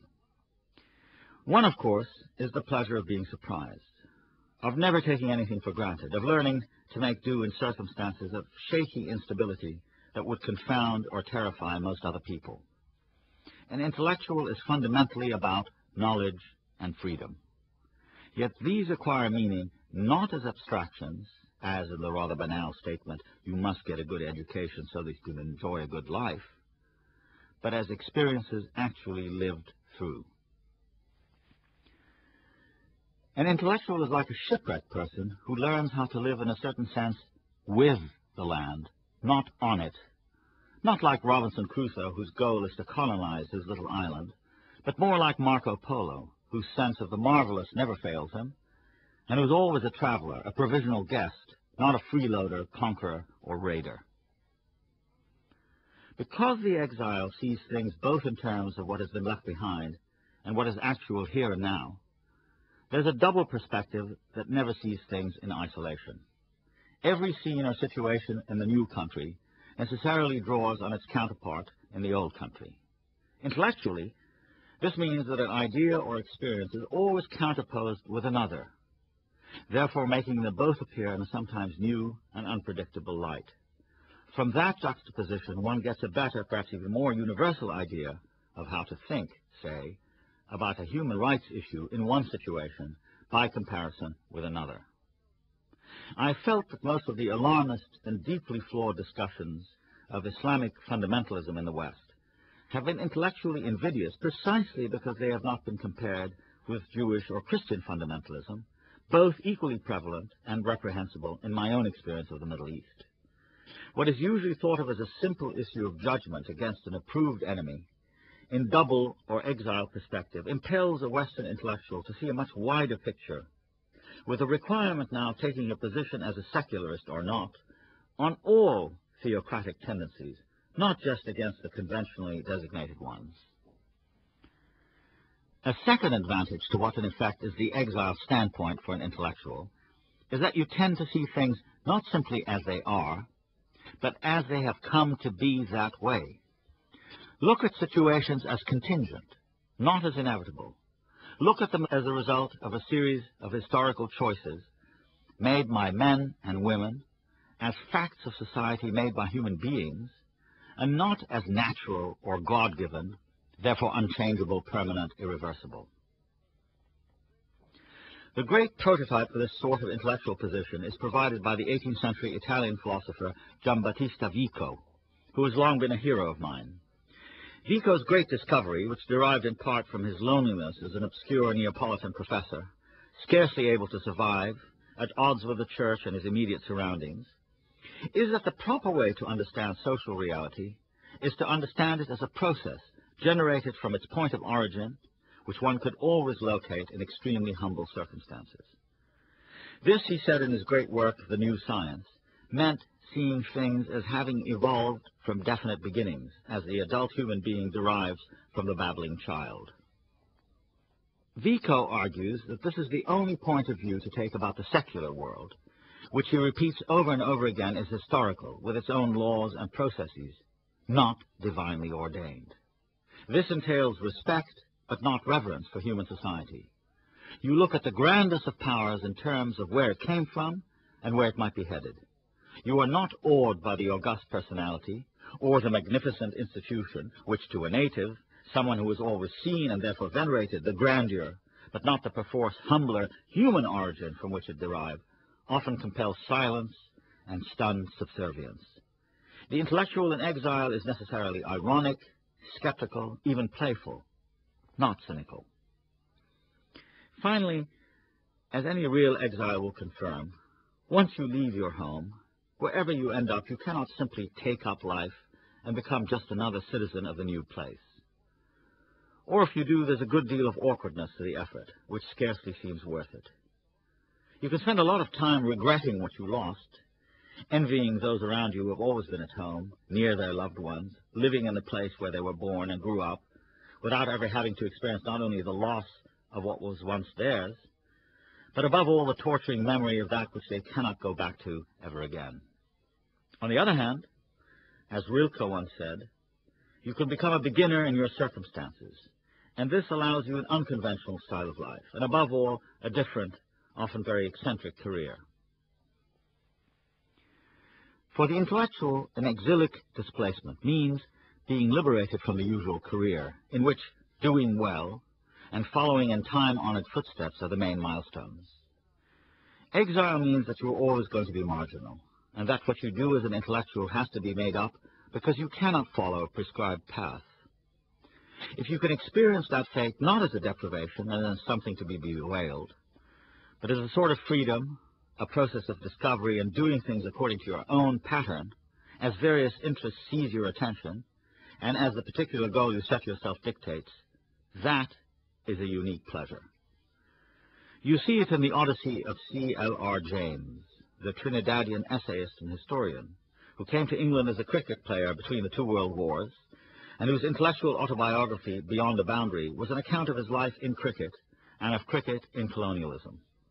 He also wrote The Black Jacobins, a stirring history of the late 18th century Haitian black slave revolt led by Toussaint Louverture. Then, as an orator and political organizer in America, he wrote a study of Herman Melville, Mariners, Renegades, and Castaways. Then, various works on Pan-Africanism and dozens of essays on popular culture and literature. An eccentric, unsettled course, so unlike anything we would today call a solid professional career. And yet what exuberance and unending self-discovery it contains. Most of us may not be able to duplicate the destiny of exiles like Adorno or C.L.R. James, but their significance for the contemporary intellectual is nevertheless very pertinent. Exile is a model for the intellectual who is tempted and even beset and overwhelmed by the rewards of accommodation, yea-saying, settling in. Even if one is not an actual immigrant or expatriate, it is still possible to think as one, to imagine and investigate in spite of barriers, and always to move away from the centralizing authorities towards the margins, where you see things that are usually lost on minds that have never traveled beyond the conventional and the comfortable. For another, a condition of marginality which may seem irresponsible and unserious, at least frees you from having always to proceed with caution, afraid to overturn the apple cart, anxious about upsetting fellow members of the same corporation. No one is ever free of attachments and sentiments, of course. Nor do I have in mind here the so-called free-floating intellectual whose technical competence is on loan and for sale to anyone.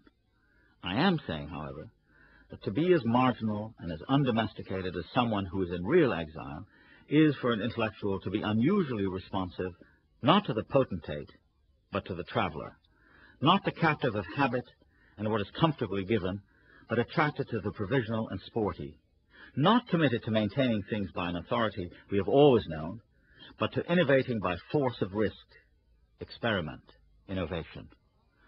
Not the logic of the conventional, but the audacity of daring, and moving, representing change, not standing still. You've been listening to a podcast from the archives of the BBC Reith Lectures. For more podcasts, please visit bbc.co.uk/radio4.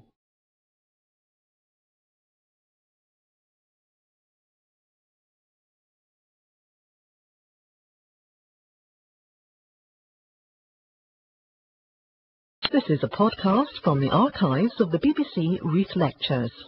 This lecture in the series Representation of the Intellectual, given by Idwārd Saʿīd, was originally broadcast in 1993. Every intellectual today has some certificate of nationality, a native language, and a tradition. But, reading Julian Bender's well-known book, The Betrayal of the Intellectuals, one gets the impression that intellectuals exist in a sort of universal space, bound neither by national boundaries nor by ethnic identity. The book appeared in 1927, at a time when it clearly seemed to Benda that being interested in intellectuals meant being concerned only with Europeans, Jesus being the one non-European he talks about approvingly. Things have changed a great deal since then. In the first place, Europe and the West are no longer the unchallenged standard setters for the rest of the world. The dismantling of the great colonial empires after World War II diminished Europe's capacity for intellectually and politically irradiating what used to be called the dark places of the earth. With the advent of the Cold War, the emergence of the Third World, and the universal emancipation implied, if not enacted, by the presence of the United Nations, non-European nations and traditions now seemed worthy of serious attention. In the second place, the incredible speeding up both of travel and communication has made for a new awareness of what have been called difference and otherness. To speak of intellectuals today is thus to speak specifically of national, religious, and even continental variations on the topic, each one of which seems to require separate consideration.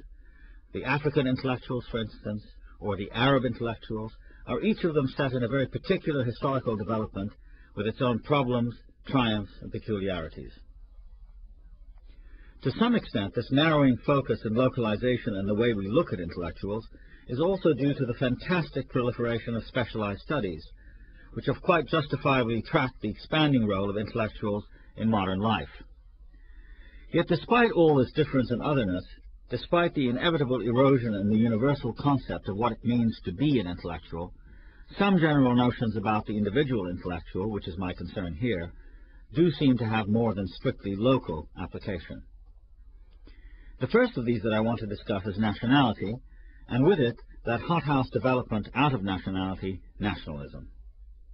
Every individual intellectual is born into a language, and for the most part spends the rest of his or her life in that language, which is the principal medium of intellectual activity.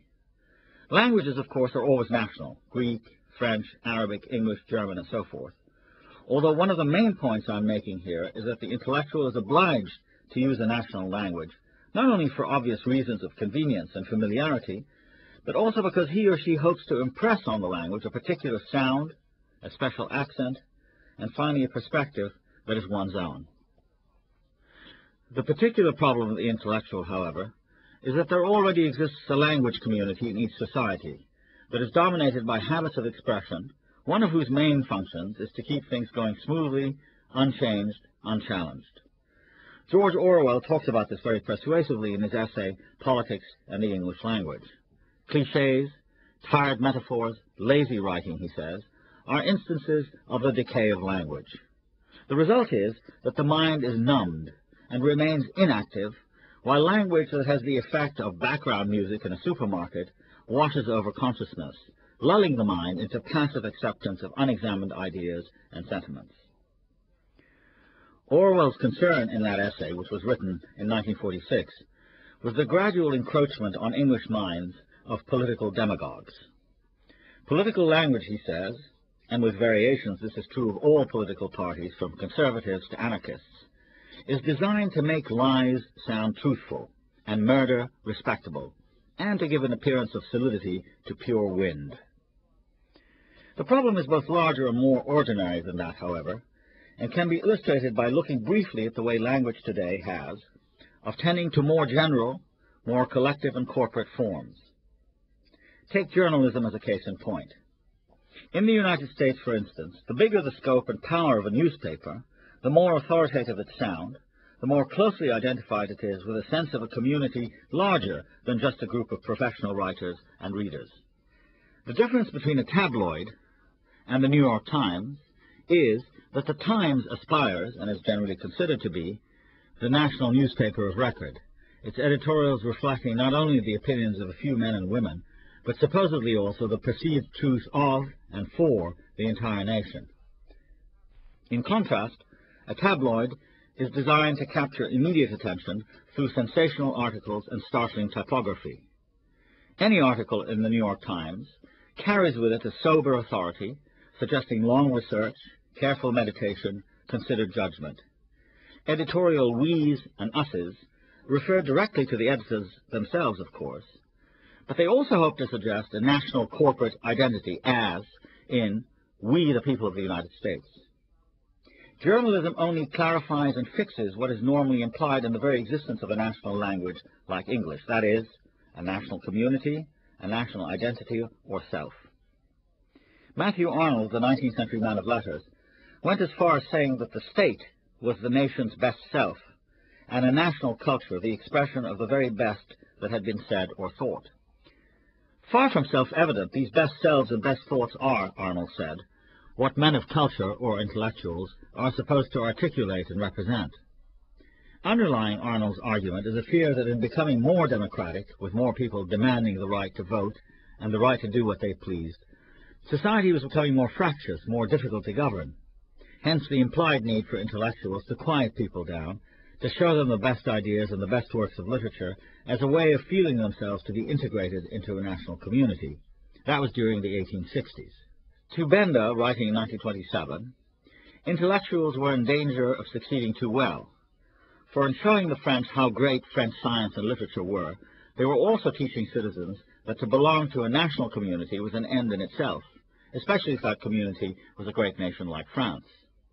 Instead, Benda proposed that intellectuals should stop thinking in terms of collective passions and should concentrate instead on transcendental values, those that were universally applicable to all nations and peoples. As I said a moment ago, Benda took it for granted that these values were European and not Indian or Chinese. As for the kind of intellectuals he approved of, they too were European men. There seems to be no way of escaping the frontiers and enclosures built around us, either by nations or by other kinds of communities, like Europe, Africa, the West, or Asia, that share a common language and a whole set of implied and shared characteristics. Nothing is more common in public discourse than phrases like the English, or the Arabs, or the Americans, or the Africans, each of them suggesting not only a whole culture, but a specific mindset. It is very much the case today that in dealing with the Islamic world, all 1 billion people in it, with dozens of different societies, half a dozen major languages, including Arabic, Turkish, Iranian, all of them spread out over about a third of the globe, American or British academic intellectuals speak reductively, and in my view, irresponsibly, of something called Islam.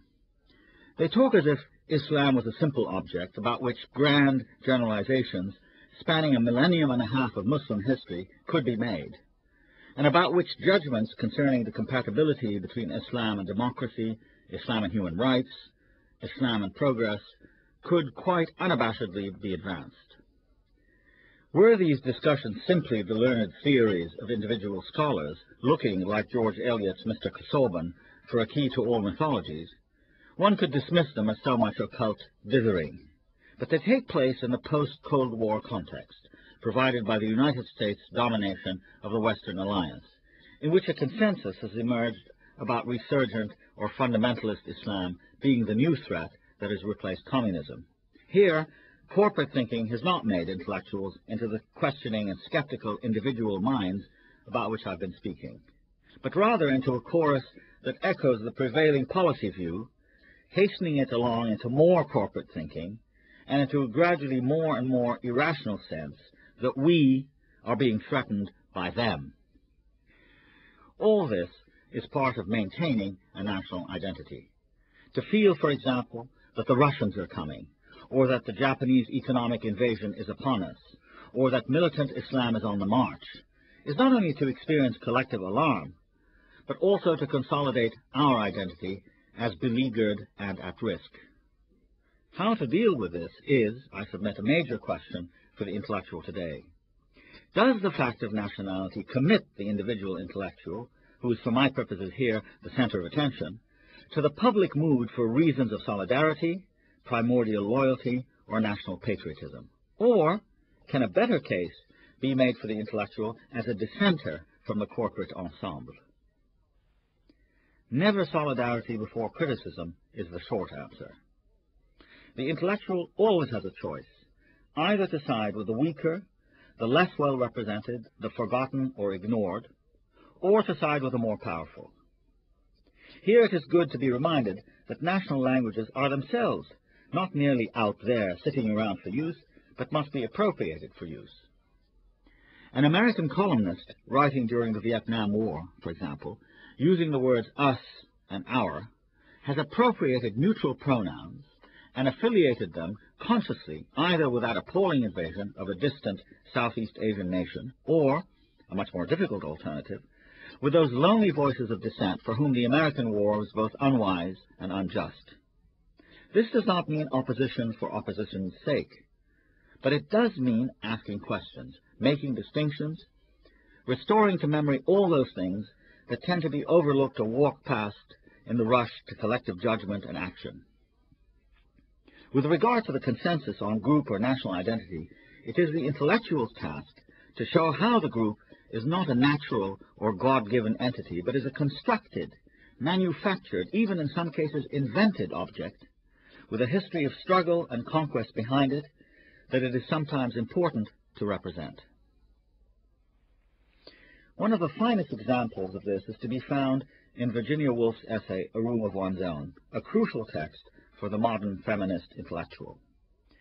Asked to give a lecture on women and fiction, Woolf at the outset decides that to do so beyond stating her conclusion, that a woman must have money and a room of her own if she's to write fiction, she must make of the proposition a rational argument, and this in turn commits her to a process she describes as follows. One can only show how one came to hold whatever opinion one does hold. Exposing her argument, Woolf says, is an alternative to telling the truth directly, since where sex is concerned, controversy rather than debate is likely to ensue. One can only give one's audience the chance of drawing their own conclusions as they observe the limitations, the prejudices, the idiosyncrasies of the speaker. Now, this is tactically disarming, of course, but it also involves personal risk. That combination of vulnerability and rational argument provides Woolf with a perfect opening through which she can enter her subject, not as a dogmatic voice providing the ultimate word on the subject, but as an intellectual representing the forgotten, weaker sex in a language perfectly suited for the job. Thus, the effect of A Room of One's Own is to separate out from the language and power of what Woolf calls patriarchy a new sensitivity to the place, both subordinate and usually not thought about but hidden, of women. Hence the splendid pages about the Jane Austen who hid her manuscript, or the subterranean anger affecting Charlotte Bronte, or, most impressive, on the relationship between male, that is dominant, and female, that is secondary and occluded values. When Woolf describes how it is that those male values are already set when a woman takes up her pen to write, she's also describing the relationship that obtains when the individual intellectual begins to write or speak. There's always a structure of power and influence, a massed history of already articulated values and ideas, and also, most important for the intellectual, an underside to them. Ideas, values, people who, like the women writers that Woolf discusses, have not been given a room of their own. As the early 20th century German critic and philosopher Walter Benjamin said, "Whoever has emerged victorious participates to this day in the triumphal procession in which the present rulers step over those who are lying prostrate." This rather dramatic vision of history coincides with Gramsci's, for whom social reality itself is divided between rulers and those whom they rule. I think the major choice faced by the intellectual is whether to be allied with the stability of the victors and rulers, or, the more difficult path, to consider that stability as a state of emergency, threatening the less fortunate, the experience of subordination itself, the memory of forgotten voices and persons, with the danger of complete extinction.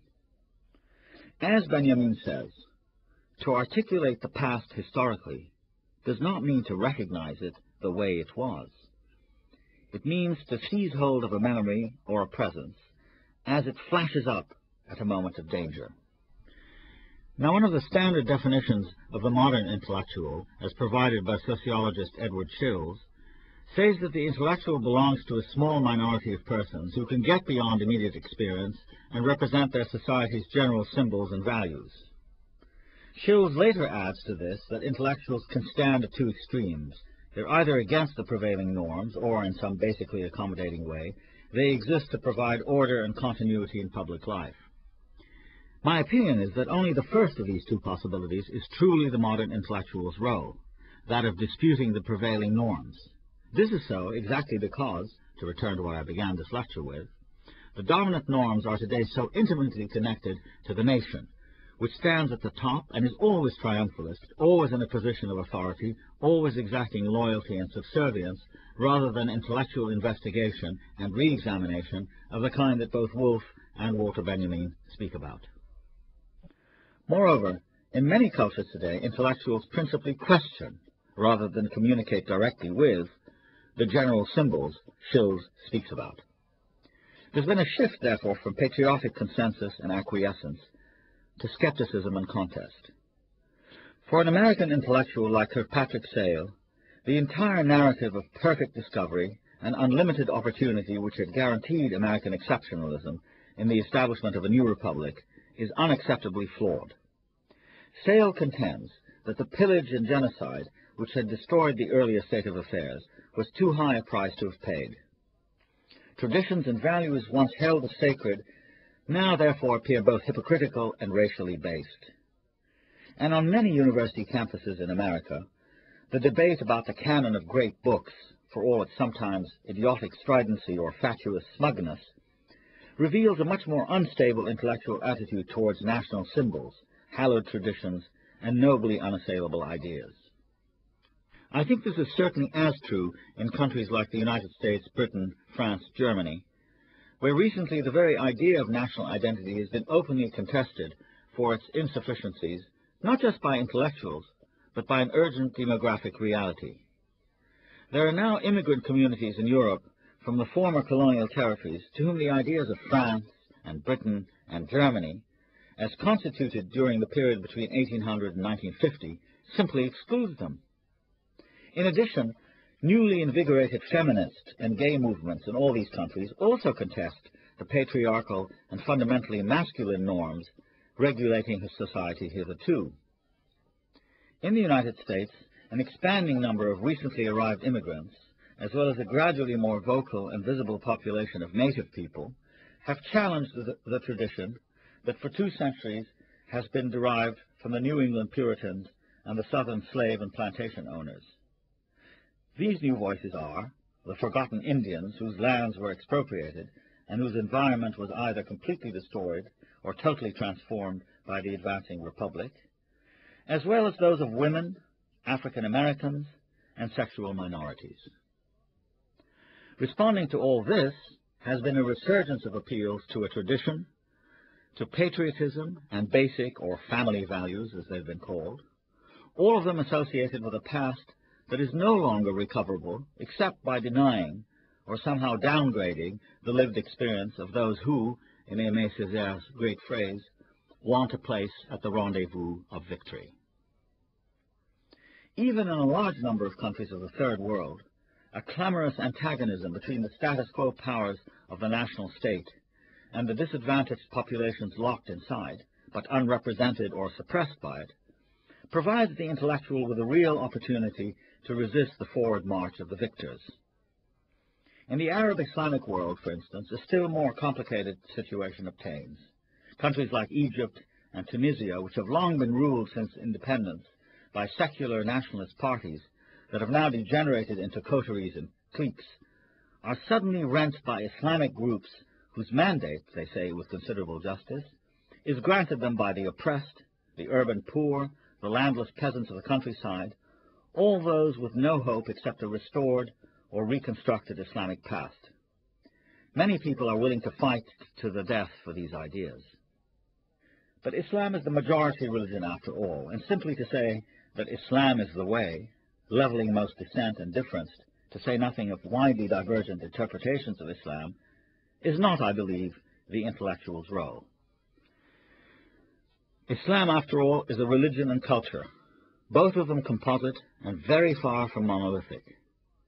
Yet insofar as it is the faith and identity of the vast majority of people, it is by no means incumbent on the intellectual simply to go in for choruses praising Islam, but rather to introduce into the din, first of all, an interpretation of Islam stressing its complex and heterodox nature, and second, asking of Islamic authorities to face the challenges of non-Islamic minorities, women's rights, of modernity itself, with humane attentiveness and honest reappraisals, not dogmatic or pseudo-populist chants.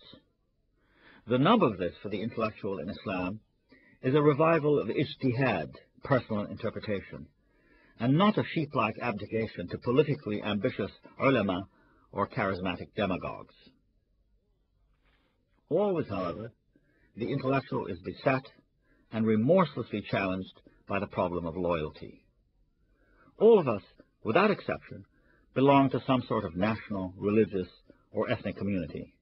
No one, no matter the volume of protestations, is above the organic ties that bind the individual to family, community, and of course nationality.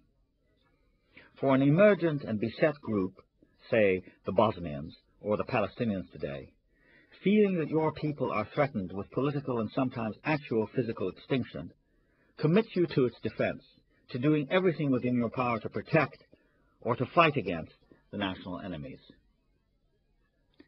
This is defensive nationalism, of course, yet as Frantz Fanon analyzed the situation during the height of the Algerian War of Liberation against the French, going along with the approving chorus of Algerian nationalism as embodied in party and leadership is not enough. There's always the question of goal, which, even in the thick of battle, entails the analysis of choices. Are we fighting just to rid ourselves of colonialism, a necessary goal? Or are we thinking about what we will do when the last white policeman leaves? According to Fanon, the goal of the native intellectual cannot simply be to replace a white policeman with his native counterpart, but rather what he called, borrowing from Aimé Césaire, the invention of new souls. Even among the oppressed, there are also victors and losers. And the intellectual's loyalty must not be restricted only to joining the collective march. Great intellectuals like Tagore of India or José Martí of Cuba were exemplary in this regard, never abating their criticism because of nationalism, even though they remained nationalists themselves. In no country more than modern Japan has the interplay between the imperatives of the collective and the problem of intellectual alignment with it been so tragically problematic and vexed. With the Meiji Restoration of 1868 that brought back the emperor, and the abolition of feudalism shortly thereafter, a deliberate course of building a new composite ideology was set upon, with results in fascist militarism and national perdition that culminated in the defeat of Imperial Japan in 1945. The Tennosei ideology, the emperor ideology, was the creation of intellectuals during the Meiji period. And while it was originally nurtured by a sense of national defensiveness, even inferiority, in 1915 it had become a fully fledged nationalism capable simultaneously of extreme militarism, veneration of the emperor, and a sort of nativism that subordinated the individual to the state. It also denigrated other races to such an extent as to permit the willful slaughter of Chinese in the 1930s, for example, in the name of Shido Menziku, the idea that the Japanese were the leading race. Thereafter, one of the most shameful episodes in the modern history of intellectuals took place during World War II, when, as the American historian John Dower has described it, Japanese and American intellectuals joined the battle of national and racial name-calling on an offensive and ultimately debasing scale. After the war, most Japanese intellectuals, according to the Japanese-American critic Masao Miyoshi, were convinced that the essence of their new mission was not just the dismantling of Tennosei or corporate ideology, but the construction of a liberal individualist subjectivity, shutaisei, meant to compete with the West, but alas doomed, Miyoshi says, to the ultimate consumerist vacuity in which the act of buying alone serves as a confirmation and reassurance of individual beings. Miyoshi reminds us, however, that post-war intellectual attention given to the matter of subjectivity also included giving voice to questions of responsibility for the war, as in the works of the writer Mariama Massaw, who spoke effectively of an intellectual community of penitence. In dark times, an intellectual is very often looked to by members of his or her nationality to represent, speak out for, and testify to the sufferings of that nationality. Prominent intellectuals always are, to use Oscar Wilde's description of himself, in symbolic relationship with their time.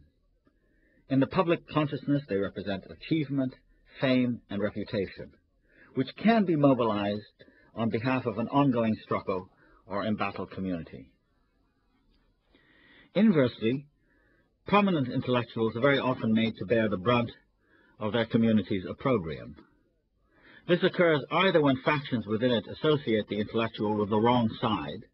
This has been quite common in Ireland, for instance, but also in Western metropolitan centers during the Cold War years, when pro- and anti-communists traded blows, or when other groups mobilized for an attack. Certainly Wilde felt himself to be suffering the guilt of all avant-garde thinkers who had dared to challenge the norms of middle-class society. In our own time, a man like Elie Wiesel has come to symbolize the sufferings of the 6 million Jews who were exterminated in the Nazi Holocaust. To this terribly important task of representing the collective suffering of your own people, testifying to its travails, reasserting its enduring presence, reinforcing its memory, there must be added something else, which only an intellectual, I believe, has the obligation to fulfill. After all, many novelists, painters, and poets like Manzoni, Picasso, or Neruda have embodied the historical experience of their people in aesthetic works, which in turn become recognized as great masterpieces on their own of that experience. For the intellectual, the task, I believe, is explicitly to universalize the crisis, to give greater human scope to what a particular race or nation suffered, to associate that experience with the sufferings of others. It is inadequate only to affirm that a people was dispossessed, was oppressed or slaughtered, was denied its rights and its political existence, without at the same time doing what Fanon did during the Algerian War, affiliating those horrors with the similar afflictions of other people. This does not at all mean a loss in historical specificity, but rather it guards against the possibility that a lesson learned about oppression in one place will be forgotten or violated in another place or time.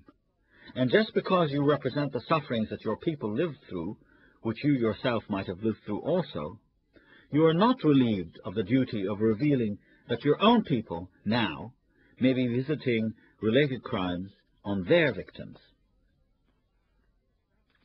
The South African Boers, for instance, have seen themselves as the victims of British imperialism. But this meant that after surviving British aggression during the Boer War, the Boers, as a community represented by Daniel Francois Malon, were entitled to an assertion of their historical experience by setting up in the doctrines of the National Party what became apartheid. It is rarely easier and more popular for intellectuals than to fall into modes of vindication and self-righteousness that blind them to the evil done in the name of their own ethnic or national community. This is particularly true during periods of emergency and crisis, when rallying to the flag, for instance during the Falklands or Vietnamese wars, meant that debate on the justice of a war was construed as the equivalent of treason. But though nothing can make you more unpopular, an intellectual must, in such situations, overcome the natural tendency to hesitation and speak out against the general chorus. You've been listening to a podcast from the archives of the BBC Reith Lectures. For more podcasts, please visit bbc.co.uk/Radio4.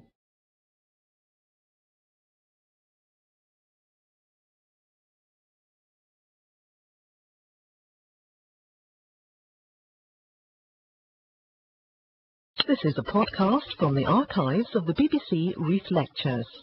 This lecture in the series Representation of the Intellectual, given by Idwārd Saʿīd, was originally broadcast in 1993. What I care about as an intellectual is what I say before an audience or to a constituency, and what my representations are about is not only how I articulate them, but what I represent, as someone whose main concern is to try to advance the cause of freedom and justice. I say or write these things because after much reflection, they are what I believe, and I also want to persuade others of this view. There's therefore this quite complicated mix between the private and the public worlds, my own history, values, writings, and positions, as they derive from my experiences on the one hand, and on the other hand, how these enter into the social world, where people debate issues, care about policies such as war, peace, human freedoms, and justice, and make decisions. There's no such thing as a private intellectual, since the moment you set down words and then publish them, you have entered the public world. Nor is there only a public intellectual, someone who exists just as a figurehead or spokesperson or symbol of a cause, movement, or position. There's always the personal inflection and the private sensibility, and those give meaning to what is being said or written. Least of all should an intellectual be there to make his or her audiences feel good. The whole point is to be embarrassing, contrary, even unpleasant. Are intellectuals a very large or an extremely small and highly selective group of people? Two of the most famous 20th century descriptions of intellectuals are fundamentally opposed on that point. Antonio Gramsci, the Italian Marxist, activist, journalist, and brilliant political philosopher, who was imprisoned by Mussolini between 1926 and 1937, wrote in his prison notebooks that all men are intellectuals, one could say. But not all men have in society the function of intellectuals. Those who do have that function in society, Gramsci tries to show, can be divided into two types. Traditional intellectuals, such as teachers, priests, and administrators, who continue to do the same thing from generation to generation. And second, organic intellectuals, whom Gramsci saw as directly connected to classes or enterprises that used intellectuals to organize interests, gain more power, get more control. Today's advertising or public relations expert who devises techniques for winning a detergent or airline company a larger share of the market would be considered an organic intellectual, according to Gramsci. Such an expert in a democratic society tries to gain the consent of potential customers, win approval, marshal consumer or voter opinion. Gramsci believed that these organic intellectuals were actively involved in society. That is, they constantly struggle to change minds and expand markets. Unlike teachers and priests who seem more or less to remain in place, doing the same kind of work year in and year out, organic intellectuals are always on the move, on the make. At the other extreme, there's Julien Benda, an early 20th century French man of letters. His celebrated definition of intellectuals is that they are a tiny band of super-gifted and morally endowed philosopher kings who constitute the conscience of mankind.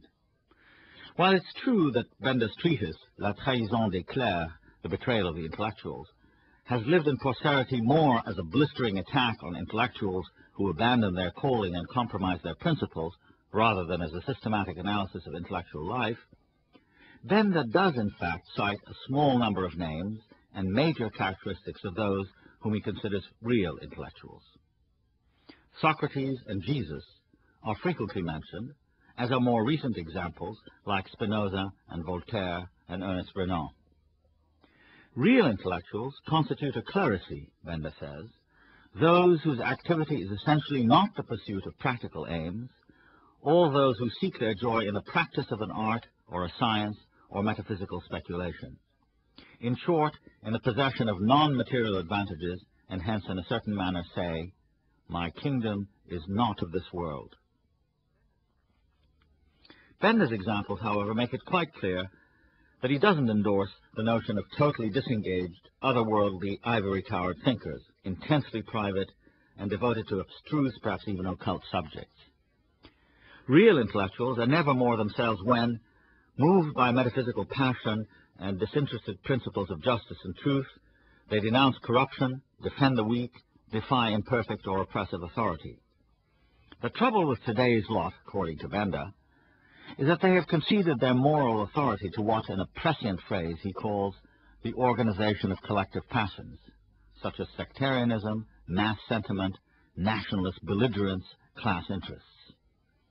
Benda was writing in 1927, well before the age of the mass media, but he sensed how important it was for governments to have as their servants those intellectuals who could be called on not to lead, but to consolidate the government's policy, to spew out propaganda against official enemies, to devise euphemisms, or, on a larger scale, whole systems of Orwellian newspeak, in order to disguise the truth of what was occurring in the name of institutional expediency or national honor. For Benda, real intellectuals are supposed to risk being burned at the stake, ostracized, or crucified. They are symbolic personages marked by their unyielding distance from practical concerns. As such, therefore, they cannot be many in number, nor routinely developed. They have to be thoroughgoing individuals. They have to have a powerful personality, and, above all, they have to be in a state of almost permanent opposition to the status quo. For all these reasons, Benda's intellectuals are perforce a small, highly visible group of men, never women it seems, whose stentorian voices and indelicate imprecations are hurled at humankind from on high. Benda never suggests how it is that these men know the truth, or whether their blinding insights into eternal principles might, like those of Don Quixote, be little more than private fantasies. But there's no doubt in my mind, at least, that the image of a real intellectual, as generally conceived by Benda, remains an attractive and compelling one. Benda was spiritually shaped by the Dreyfus Affair and World War I, both of them rigorous tests for intellectuals who could either choose to speak up courageously against an act of anti-Semitic military injustice and nationalist fervor, or sheepishly go along with the herd, refusing to defend the unfairly condemned Jewish officer Alfred Dreyfus, chanting jingoist slogans in order to stir up war fever against everything German. After World War II, Benda republished his book, this time adding a series of attacks against intellectuals who collaborated with the Nazis, as well as against those who were uncritically enthusiastic about the communists. But deep in the combative rhetoric of Benda's basically very conservative work is to be found this figure of the intellectual as a being set apart, someone able to speak the truth to power, a crusty, eloquent, fantastically courageous and angry individual for whom no worldly power is too big and imposing to be criticized and pointedly taken to task. Gramsci's social analysis of the intellectual as a person who fulfills a particular set of functions in the society is much closer to the reality than anything Benda gives us, particularly in the late 20th century, when so many new professions, broadcasters, academics, computer analysts, sports and media lawyers, management consultants, policy experts, government advisors, authors of specialized market reports, and indeed the whole field of modern mass journalism itself, all these have vindicated Gramsci's vision. Today, everyone who works in any field connected either with the production or distribution of knowledge is an intellectual in Gramsci's sense. In most industrialized Western societies, the ratio between so-called knowledge industries and those having to do with actual physical production has increased deeply in favor of the knowledge industries. The American sociologist Alvin Gouldner said several years ago of intellectuals that they were the new class, and that intellectual managers had now pretty much replaced the old moneyed and propertied classes. Yet Gouldner also said that as part of their ascendancy, intellectuals were no longer people who addressed a wide public. Instead, they had become members of what he called a culture of critical discourse. Each intellectual, the book editor and the author, the military strategist and the international lawyer, speaks and deals in a language that had become specialized and usable by other members of the same field, specialized experts addressing other specialized experts in a lingua franca largely unintelligible to unspecialized people. And the proliferation of intellectuals has extended even into the very large number of fields in which intellectuals, possibly following on Gramsci's pioneering suggestions in the Prison Notebook, which almost for the first time saw intellectuals and not social classes as pivotal to the workings of modern society, intellectuals have become the object of study. Just put the words of and next to the word intellectuals, and almost immediately an entire library of studies about intellectuals that is quite daunting in its range and minutely focused in its detail rises before our eyes. There are thousands of different sociologies of intellectuals, as well as endless accounts of intellectuals and nationalism and power and tradition and revolution, and on and on. Each region of the world has produced its intellectuals, and each of those formations is debated and argued over with fiery passion. There has been no major revolution in modern history without intellectuals. Conversely, there's been no major counter-revolutionary movement without intellectuals. Intellectuals have been the fathers and mothers of movements, and of course, sons and daughters, even nephews and nieces. Thus, there is a danger that the figure or image of the intellectual might disappear in a mass of details, that the intellectual might become only another profession, perhaps, or another important class of people, perhaps only a social trend. What I shall be saying in these lectures takes for granted these late 20th century realities originally suggested by Gramsci. But I also want to insist that intellectuals are individuals with a specific public role in society that cannot be reduced simply to being a faceless professional, a competent member of a class just going about her or his business. The central fact for me is, I think, that the intellectual is an individual endowed with a faculty for representing, embodying, articulating a message, a view, an attitude, philosophy, or opinion to, as well as for, a public, in public. And this role has an edge to it, and cannot be played without a sense of being someone whose place it is publicly to raise embarrassing questions, to confront orthodoxy and dogma rather than to produce them, to be someone who cannot easily be co-opted by governments or corporations, and whose raison d'etre is to represent all those people and issues who are routinely forgotten or swept under the rug. The intellectual does so on the basis of universal principles, that all human beings are entitled to expect decent standards of behavior concerning freedom and justice from worldly powers or nations, and that deliberate or inadvertent violations of those standards need to be testified against courageously. So in the end, it is the intellectual as a representative figure that matters, someone who visibly represents a standpoint of some kind, and someone who makes articulate representations to his or her public despite all sorts of barriers. My argument is that intellectuals are individuals with a vocation for the art of representing, whether that is talking, writing, teaching, appearing on television. And that vocation is important to the extent that it is publicly recognizable and involves both commitment and risk, boldness and vulnerability. When one reads Jean-Paul Sartre or Bertrand Russell, what mattered was that visible presence, which is what made an impression, that was of Russell or Sartre, and not of some anonymous functionary or a careful bureaucrat. In the outpouring of studies about intellectuals, there's been far too much defining of the intellectual, and not enough stock taken of the image, the signature, the actual intervention and a performance, all of which taken together constitute the very lifeblood of every real intellectual. Isaiah Berlin has said of the 19th century Russian writer that partly under the influence of German Romanticism, audiences were made conscious that he was on a public stage, testifying. Something of that quality still adheres to the public role of the modern intellectual as I see it. That is why when we remember an intellectual like Sartre, we recall the personal mannerisms, the sense of an important personal stake, the sheer effort, risk, will to say things about colonialism or about commitment or about social conflict that infuriated his opponents and galvanized his friends.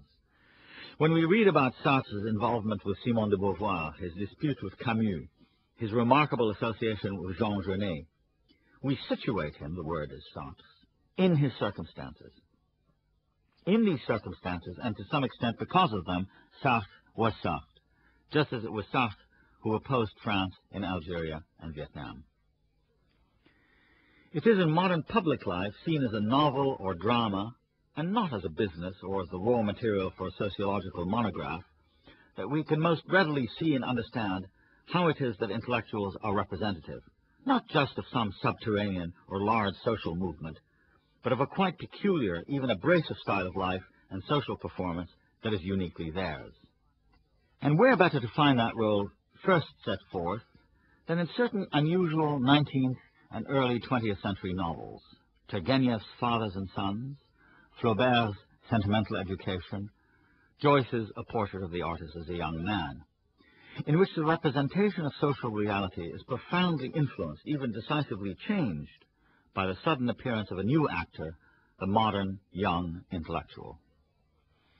Turgenev's portrait of provincial Russia in the 1860s is idyllic and uneventful. Young men of property inherit habits of life from their parents, they marry and have children, and life more or less moves on. This is the case until an anarchic and yet highly concentrated figure, Bazarov, erupts into their lives. First thing we notice about Bazarov is that he has severed his ties with his own parents and seems less a son than a sort of self-produced character, challenging routine, assailing mediocrity and cliches, asserting new scientific and unsentimental values that appear to be rational and progressive. Turgenev said that he refused to dip Bazarov in syrup. He was meant to be coarse, heartless, ruthlessly dry and brusque. Bazarov makes fun of the Kirsanov family. When the middle-aged father plays Schubert, Bazarov laughs loudly at him. Bazarov propounds the idea of German materialist science. Nature for him is not a temple, it is a workshop. When he falls in love with Anna, she's attracted to him, but also terrified. To her, his untrammeled, often anarchical intellectual energy suggests chaos. Being with him, she says at one point, is like teetering at the edge of an abyss. He appears, he challenges, and just as abruptly he dies, infected by a sick peasant whom he had been treating. What we remember of Bazarov is the sheer, unremitting force of his questing and deeply confrontational intellect. And although Turgenev claimed actually to have believed he was his most sympathetic character, even he was mystified and to some extent stopped by Bazarov's heedless intellectual force, as well as by his readers' quite bewilderingly turbulent reactions. In the end, fathers and sons cannot accommodate Bazarov to the narrative, whereas his friends, the Kirsanov family, and even his pathetic old parents, go on with their lives. His peremptoriness and defiance as an intellectual lift him out of the story, unaccommodated to it and somehow not fit for domestication.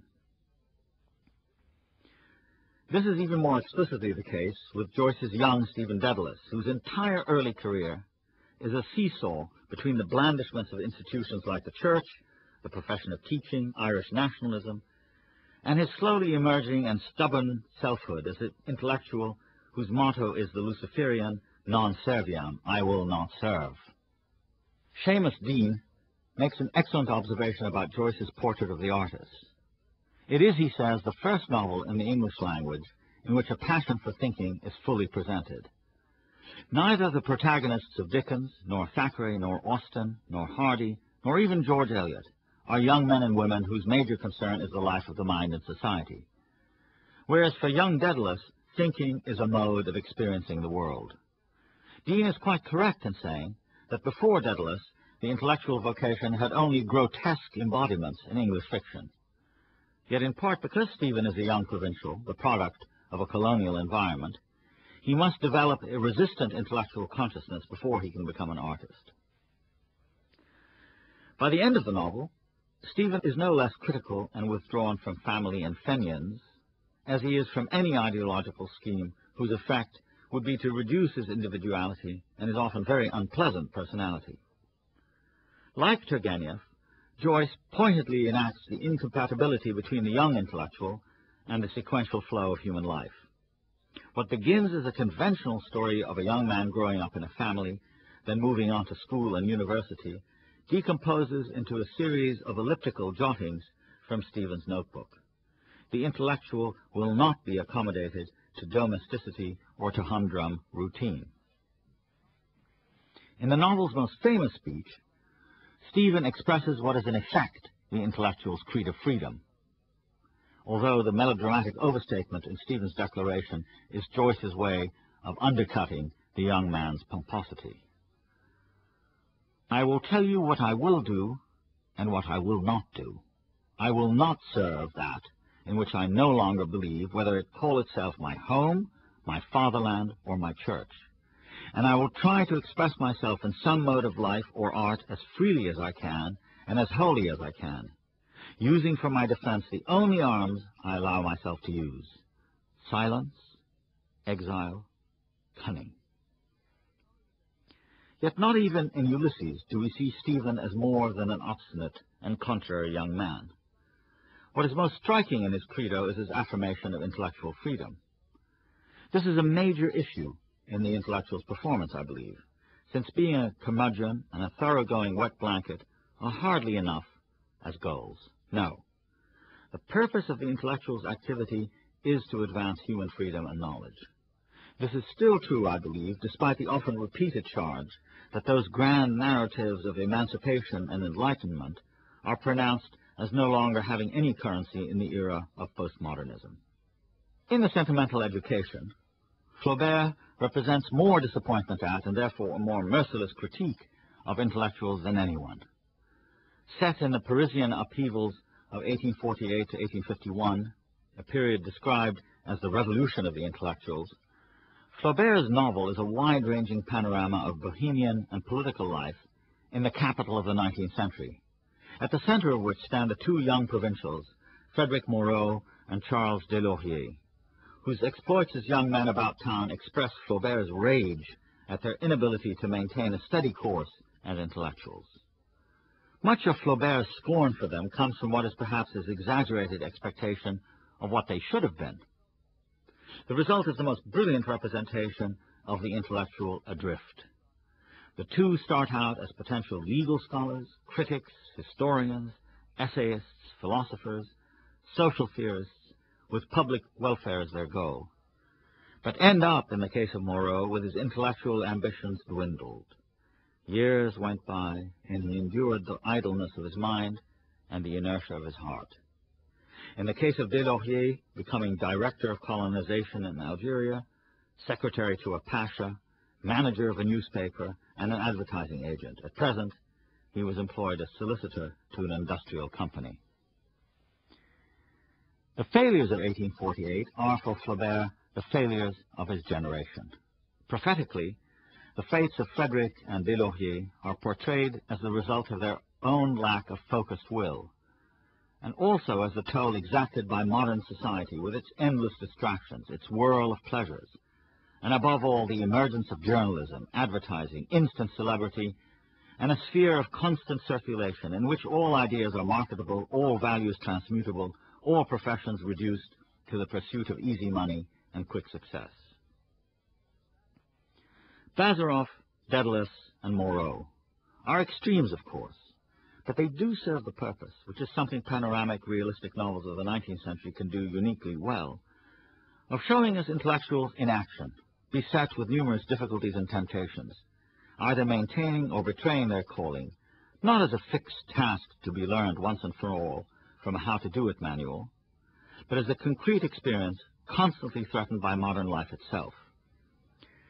The intellectual's representations, his or her articulations of a cause or idea to society, are not meant primarily to fortify ego or celebrate status, nor are they principally intended for service within powerful bureaucracies and generous employers. Intellectual representations are the activity itself, dependent on a kind of consciousness that is skeptical, engaged, unremittingly devoted to rational investigation and moral judgment. And this puts the individual on record and on the line.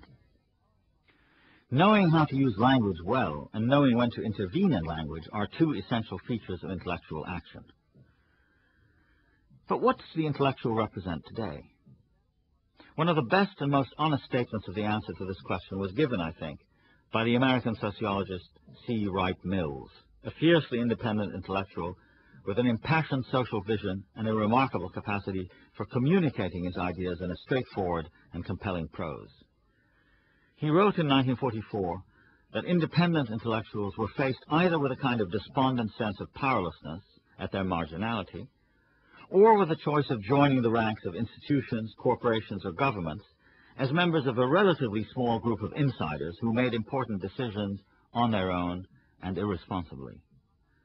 To become the hired agent of an information industry is no solution either, since to achieve a relationship with audience like Tom Paine's with his would therefore be impossible. In sum, the means of effective communication, which is the intellectual's currency, is thus being expropriated, leaving the independent thinker with one major task. Here's how Mills puts it.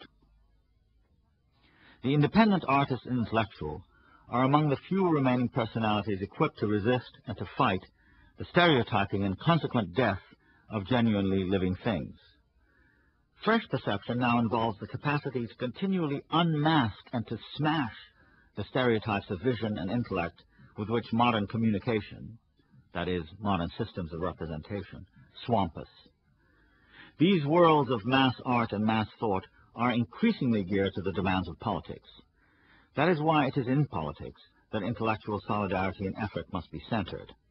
If the thinker does not relate himself to the value of truth in political struggle, he cannot responsibly cope with the whole of live experience.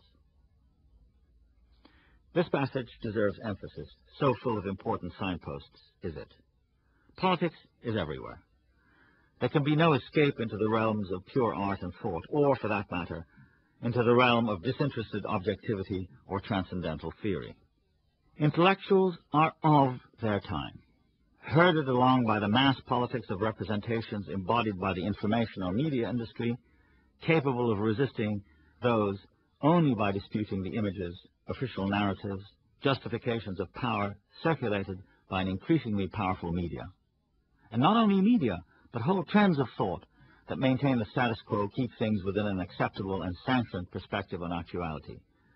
By providing what Mills calls unmaskings or alternative versions, in which to the best of one's ability the intellectual tries to tell the truth. This is far from an easy task. The intellectual always stands between loneliness and alignment.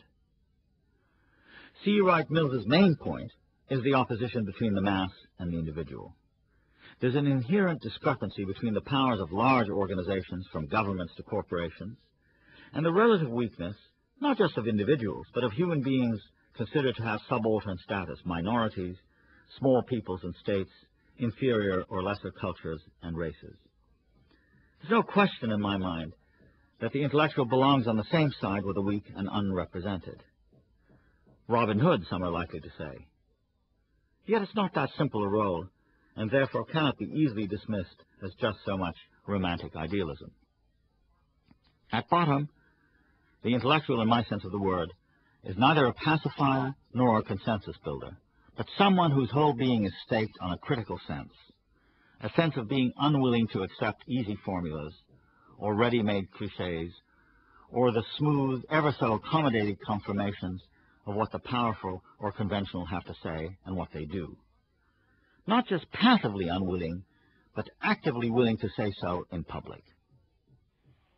This is not always a matter of being a critic of government policy, but rather of thinking of the intellectual vocation as maintaining a state of constant alertness, of a perpetual willingness not to let half-truths or received ideas steer one along. This involves a steady realism, an almost athletic, rational energy, and a complicated struggle to balance the problem of one's own selfhood against the demands of publishing and speaking out in the public sphere, is what makes it an everlasting effort, constitutively unfinished and necessarily imperfect. Yet its invigorations and complexities are, for me at least, the richer for it, even though it doesn't make one particularly popular. You've been listening to a podcast from the archives of the BBC Reith Lectures. For more podcasts, please visit bbc.co.uk/Radio4.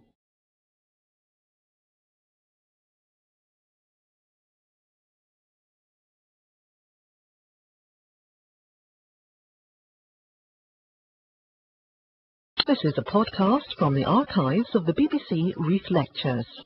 This lecture in the series Representation of the Intellectual, given by Idwārd Saʿīd, was originally broadcast in 1993. He was a brilliantly eloquent and charismatic Iranian intellectual whom I had first met in the West sometime in the middle of 1978. A writer and teacher of considerable accomplishment and learning, he played a significant role in spreading knowledge of the Shah's unpopular rule, and later that year of the new figures who were soon to come to power in Tehran. He spoke respectfully of Imam Khomeini at the time, and was soon to become visibly associated with the relatively young men around Khomeini, who were of course Muslim, but assuredly not militant Islamists. Men like Abul Hassan Beni Sadr, who became president, and Sadiq Qutbzadeh, who became foreign minister. Within a few weeks after the Islamic Revolution of Iran had consolidated power inside the country, my acquaintance, who had gone back to Iran for the new government's installation, returned to the West as an ambassador to an important metropolitan center. I recall attending and once or twice participating with him in panels on the Middle East after the Shah's fall.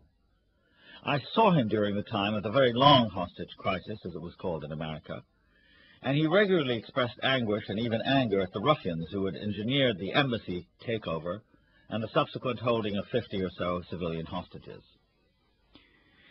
The unmistakable impression I had of him was of a very decent man who had committed himself to the new order and had gone as far as defending and even serving it as a loyal emissary abroad. I knew him as an observant Muslim, but by no means a fanatic. He was skillful at fending off skepticism and attacks on his government. This he did, I thought, with conviction and appropriate discrimination. But he left no one in doubt, certainly not me at any rate, that although he disagreed with some of his colleagues in the Iranian government, and that he saw things at this level as very much in flux, Imam Khomeini was, and ought to have been, the authority in Iran. I think it must have been a few months before the hostages were released in early 1981 that he resigned his ambassadorial post and returned to Iran, this time as special assistant to President Bani Sadr. The antagonistic lines between President and Imam, however, were already well drawn, and of course the President lost. Shortly after he was sacked or deposed by Khomeini, Bani Sadr went into exile, and my friend did too, although he had a difficult time actually getting out of Iran. A year or thereabouts later, he had become a vociferous public critic of Khomeini's Iran, attacking the government and man he had once served from the very same platforms in New York and London from which he had once defended them both. He had not lost his critical sense of the American role, however, and consistently spoke about United States imperialism. His earlier memories of the Shah's regime and American support for it were seared into his being. I therefore felt an even greater sadness when a few months after the Gulf War in 1991, I heard him speak about the war, this time as a defender of the American war against Iraq. Like a number of European left intellectuals, he said that in a conflict between imperialism and fascism, one should always pick imperialism. I was surprised that none of the formulators of this, in my opinion, unnecessarily attenuated set of choices had grasped that it would have been quite possible, and indeed desirable on both intellectual and political grounds, to reject both fascism and imperialism. In any event, this little story encapsulates one of the dilemmas facing a contemporary intellectual, whose interest in what I've been calling the public sphere is not merely theoretical or academic, but also involves direct participation. How far should an intellectual go in getting involved? Should one join a party, serve an idea as it is embodied in actual political processes, personalities, jobs, and therefore become a true believer? Or, on the other hand, is there some more discreet but no less serious and involved way of joining up without suffering the pain of later betrayal and disillusionment? How far should one's loyalty to a cause take one in being consistently faithful to it? Can one retain independence of mind and at the same time not go through the agonies of public recantation and confession? It is not completely coincidental that the story of my Iranian friend's pilgrimage back to Islamic theocracy and out of it is about a quasi-religious conversion, followed by what appear to be a very dramatic reversal in belief and a counter-conversion. For whether I saw him as an advocate of Islamic revolution and subsequently as an intellectual soldier in its rank, or as an outspoken critic, someone who had left it in an almost shattered disgust, I never doubted my friend's sincerity, nor did I lose my feelings of friendship for him. He was as fully convincing in the first as in the second role, passionate, fluent, blazingly effective as a debater. I shouldn't here pretend that I was a detached outsider throughout my friend's ordeal. As a Palestinian nationalist during the 70s, he and I made common cause against the ponderously interfering role played by the United States, which to our way of thinking propped up the Shah and placated and supported Israel unjustly and anachronistically. We saw both our peoples as victims of cruelly insensitive policies, suppression, dispossession, impoverishment. We were both exiles, of course, although I must confess that even then I had resigned myself to remaining one for the rest of my life. When my friend's team won, so to speak, I was jubilant, and not only because at last he could go home. Ever since the Arab defeat of 1967, the successful Iranian Revolution, which was made by an improbable alliance of clergy and common people that had completely confounded even the most sophisticated Marxist Middle East experts, was the first major blow to Western hegemony in the region. Both of us saw it as a victory.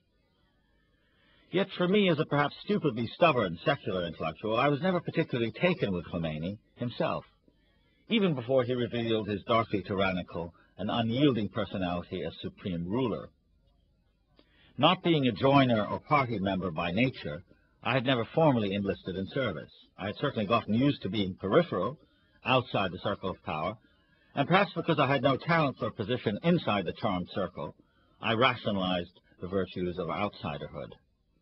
I could never completely believe in the men and women, for that is what they were, after all, just men and women, who commanded forces, led parties and countries, wielded basically unchallenged authority. Hero worship, and even the notion of heroism itself, when applied to most political leaders, has always left me cold. As I watched my friend join, then abandon, and then rejoin sides, often with great ceremonies of bonding and rejection, I was strangely glad that being a Palestinian with American citizenship was likely to be my only fate, with no more attractive alternatives to cozy up to for the rest of my life. For 14 years, I served as an independent member of the Palestinian Parliament in Exile, the Palestine National Council, the total number of whose meetings, insofar as I attended them at all, amounted to about a week altogether. I stayed in the council as an act of solidarity, even of defiance, because in the West I felt it was symbolically important to expose oneself as a Palestinian in that way, as someone who associated himself publicly with the struggle to resist Israeli policies and to win self-determination. I refused all offers that were made to me to occupy official positions. I never joined any party or faction. When during the third year of the Intifada I was disturbed by official Palestinian policies in the United States, I made my views widely known in Arabic forums. I never abandoned the struggle, nor obviously did I join the Israeli or American side, refusing to collaborate with the powers that I still see as the chief authors of our people's woes. Similarly, I never endorsed the policies of, or even accepted official invitations from, Arab states. I'm perfectly prepared to admit that these perhaps two Protestant positions of mine are extensions of the essentially impossible and generally losing results of being Palestinian today. We lack territorial sovereignty and have only tiny victories and little enough room to celebrate them in. Perhaps also they rationalize my unwillingness to go as far as many others have in committing myself completely to a cause or party, going all the way in conviction and engagement. I simply have not been able to do it, preferring to retain both the outsider and skeptic's autonomy over the, to me, vaguely religious quality communicated by the converts and true believers' enthusiasm.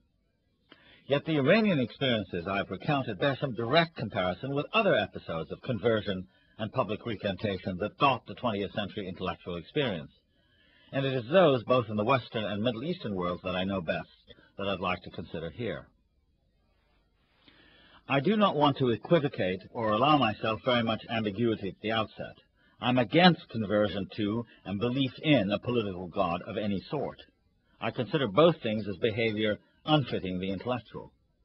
This does not mean that the intellectual should remain at the edge of the water, occasionally dipping a toe in, most of the time remaining dry.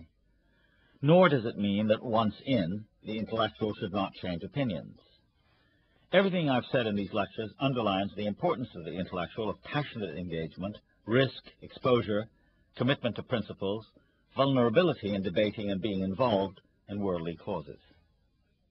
For example, the difference I drew earlier between a professional and amateur intellectual rests precisely on this, that the professional claims detachment on the basis of a profession and pretends to objectivity, whereas the amateur is moved neither by rewards nor by the fulfillment of an immediate career plan, but by a committed engagement with ideas and values in the public sphere. The intellectual over time naturally turns towards the political world, partly because, unlike the academy or the laboratory, That world is animated by considerations of power and interest writ large that drive a whole society or nation that, as Marx so faithfully said, take the intellectual from relatively discrete questions of interpretation to much more significant ones of social change and transformation. Every intellectual whose métier is articulating and representing specific views, ideas, ideologies, logically aspires to making them work in a society. The intellectual who claims only to write for him or herself, or for the sake of pure learning or abstract science, is not to be and must not be believed. As the great 20th century writer Jean Genet once said, the moment you publish essays in a society, you have entered political life. So if you want not to be political, do not write essays. The heart of the conversion phenomenon is joining up, not simply in alignment, but in service and, though one hates to use the word, collaboration. There has rarely been a more discrediting and unpleasant instance of this sort of thing in the West generally, and in the United States in particular, than during the Cold War, when legions of intellectuals joined what was considered to be the battle for the hearts and minds of people all over the world. An extremely famous book, edited by Richard Crossman in 1949, was entitled The God That Failed. The phrase and its explicitly religious cachet lived on well past anyone's actual memory of the book's contents, but those do deserve brief summary here. Intended as a testimonial to the gullibility of prominent Western intellectuals, who included André Gide, Arthur Koestler, and Stephen Spender, among others, The God That Failed allowed each of them to recount his experiences of the road to Moscow, the inevitable disenchantment that followed, the subsequent re-embrace of non-communist faith. Crossman concludes his introduction to the volume by saying in emphatic theological terms, "The devil once lived in heaven, and those who have not met him are unlikely to recognize an angel when they see one." This, of course, is not politics, but a morality play. The battle for the intellect has been transformed into a battle for the soul, with implications for intellectual life that have been horrendous. That was certainly the case in the Soviet Union and its satellites, where show trials, mass purges, and a massive penitentiary system exemplified the horrors of the ordeal on the other side of the Iron Curtain. In the West, many of the former comrades were required often to do public penance, bad enough when it involved celebrities like the ones collected in The God That Failed, a great deal worse when, in the United States as an especially egregious instance, it induced mass hysteria and, to someone like myself who came from the Middle East to the U.S. as a schoolboy in the 1950s, when McCarthyism was in full course, it shaped a mystifyingly bloody-minded intelligentsia, to this day hung up on communism, which was never a real internal or external menace to Americans. It was all a dispiritingly self-induced crisis, signifying the triumph of unthinking Manichaeanism over rational as well as self-critical analysis. Whole careers were built not upon intellectual achievement, but upon proving the evils of communism, or repentance, or informing on friends or colleagues, or collaborating once again with the enemies of former friends. Whole systems of discourse derived from anti-communism, from the supposed pragmatism of the end of ideology school to its inheritor in the past few years, the end of history school. Far from being a passive defense of freedom, organized anti-communism in the U.S. led aggressively to covert support by the CIA for otherwise unexceptionable groups such as the Congress of Cultural Freedom, which was involved not only in the worldwide distribution of The God That Failed, but in subsidizing magazines such as Encounter. The CIA was also behind the infiltration of labor unions, student organizations, churches, and universities. Obviously, many of the less harmful things done in the name of anti-communism have been chronicled by its supporters as a movement. Other, less admirable features are, however, first, the corruption of open intellectual discussion and a thriving cultural debate by means of a system of evangelical and finally irrational do's and don'ts, and second, certain forms of self-flagellation in public that go on to this day. Both these things have gone side by side with despicable habits of collecting rewards and privileges from one team, only for the same individual to switch sides, then collect rewards from a new patron. I'll discuss this in a moment.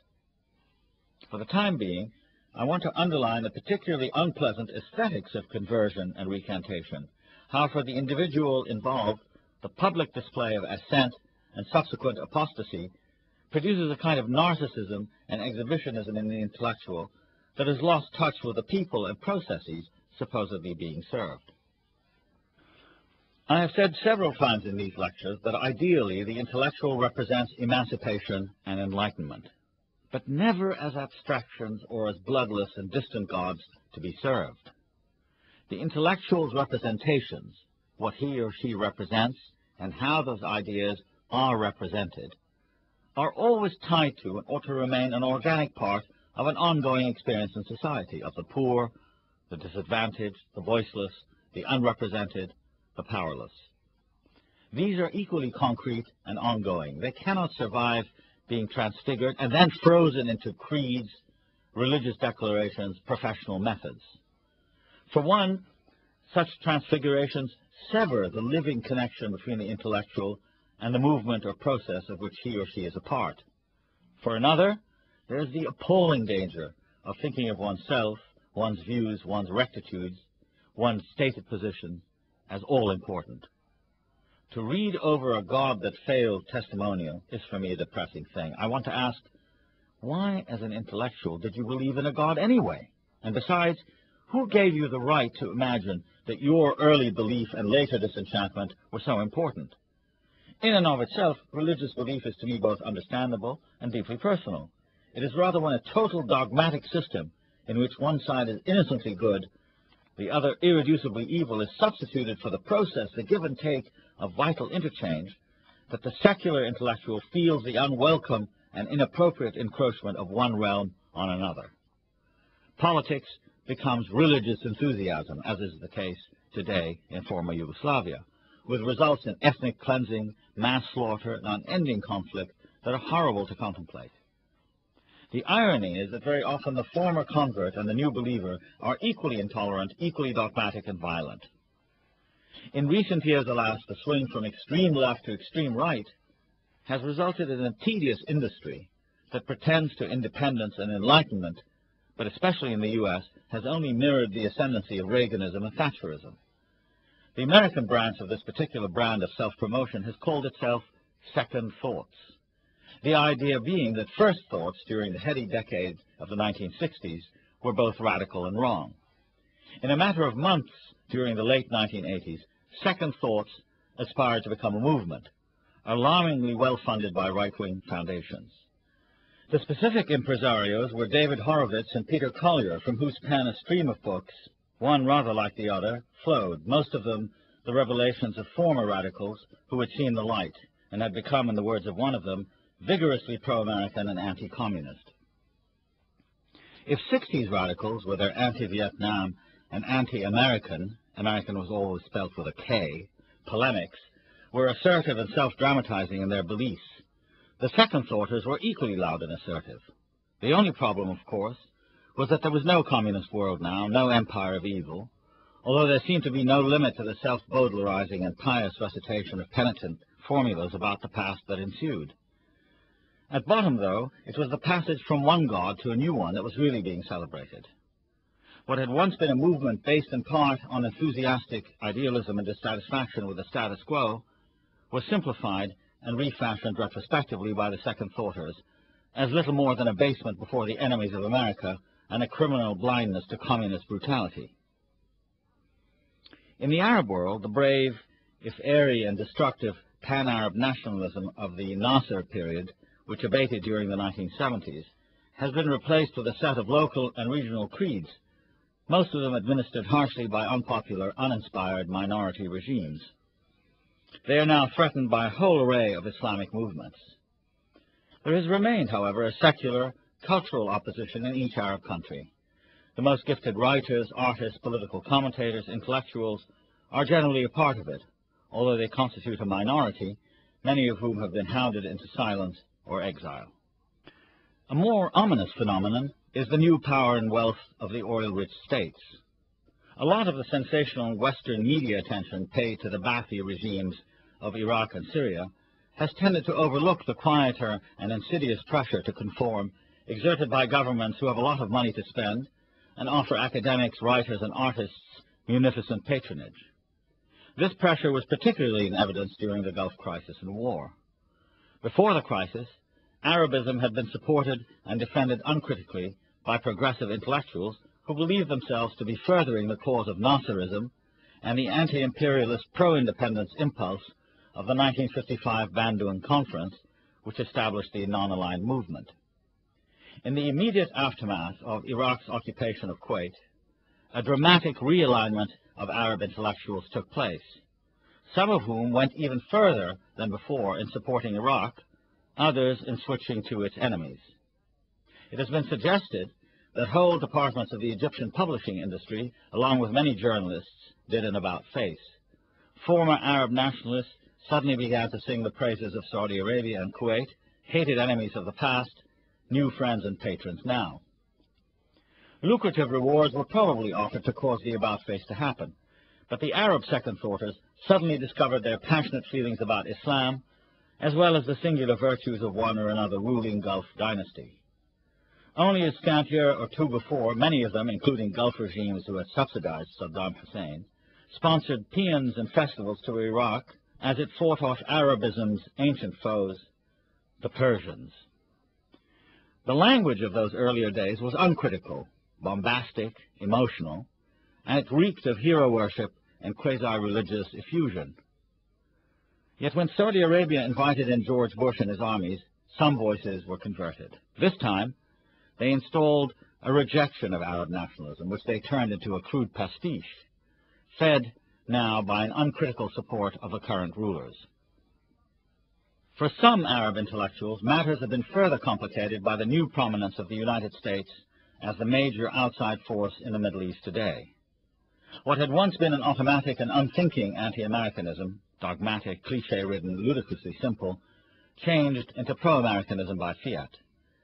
In many newspapers and magazines throughout the Arab world, but especially those well known to be receiving the ever-handy governmental subsidy, criticism of the United States was somewhat scaled down, sometimes eliminated. This went along with the usual prohibitions against criticizing the regime, which is practically deified. A very small handful of Arab intellectuals suddenly discovered a new role for themselves in Europe and the U.S. They had once been militant Marxists, often Trotskyists, and supporters of the Palestinian movement. After the Iranian Revolution, some had become Islamists. As the gods fled or were driven away, these intellectuals first went mute. Then there was some calculated probing here and there as they searched for new gods to serve. Now, everyone knows that to try to say something in the mainstream American media that is critical of U.S. policy or Israel is extremely difficult. Conversely, to say things that are hostile to the Arabs as a people and culture or Islam as a religion is laughably easy. For in effect, there's a cultural war between self-appointed spokespersons for the West and those of the Muslim and Arab world. In so inflamed a situation, the hardest thing to do as an intellectual is to be critical and selective. But if, as an Arab intellectual, you passionately, even slavishly support U.S. policy, you attack its critics, and if they happen to be Arabs, you invent evidence to show their villainy. If they are American, you confect stories and situations that prove their duplicity. You spin out stories concerning Arabs and Muslims that defame their tradition, deface their history, accentuate their weaknesses, of which, of course, there are plenty. If you do all of that, you have a new role to play. And, of course, this earns you the expected accolades. You are characterized as courageous, you are outspoken and passionate, and on and on. The new god, of course, is America. Arabs, you say, should try to be more like America, should regard it as a source and a reference point. Gone is the history of what America actually did. Gone are the Gulf War destructive results. We Arabs are the sick ones. Our problems are our own, totally self-inflicted. A number of things stand out about this sort of performance. In the first place, there is no universalism here at all. Because you serve a god uncritically, all the devils are always on the other side. This was as true when you were an Arab nationalist or Marxist as it is now when you are recanting Arab nationalist or Marxist. You do not think of politics in terms of interrelationships or of common history, such as, for instance, the long and complicated dynamic that has bound the Arabs to the West and vice versa. Real intellectual analysis forbids calling one side innocent, the other evil. Indeed, the notion of a side is, where politics are at issue, highly problematic, since most cultures aren't watertight little packages, all homogeneous and all either good or evil. But if your eye is on your patron, you cannot think as an intellectual, but only as a disciple or acolyte.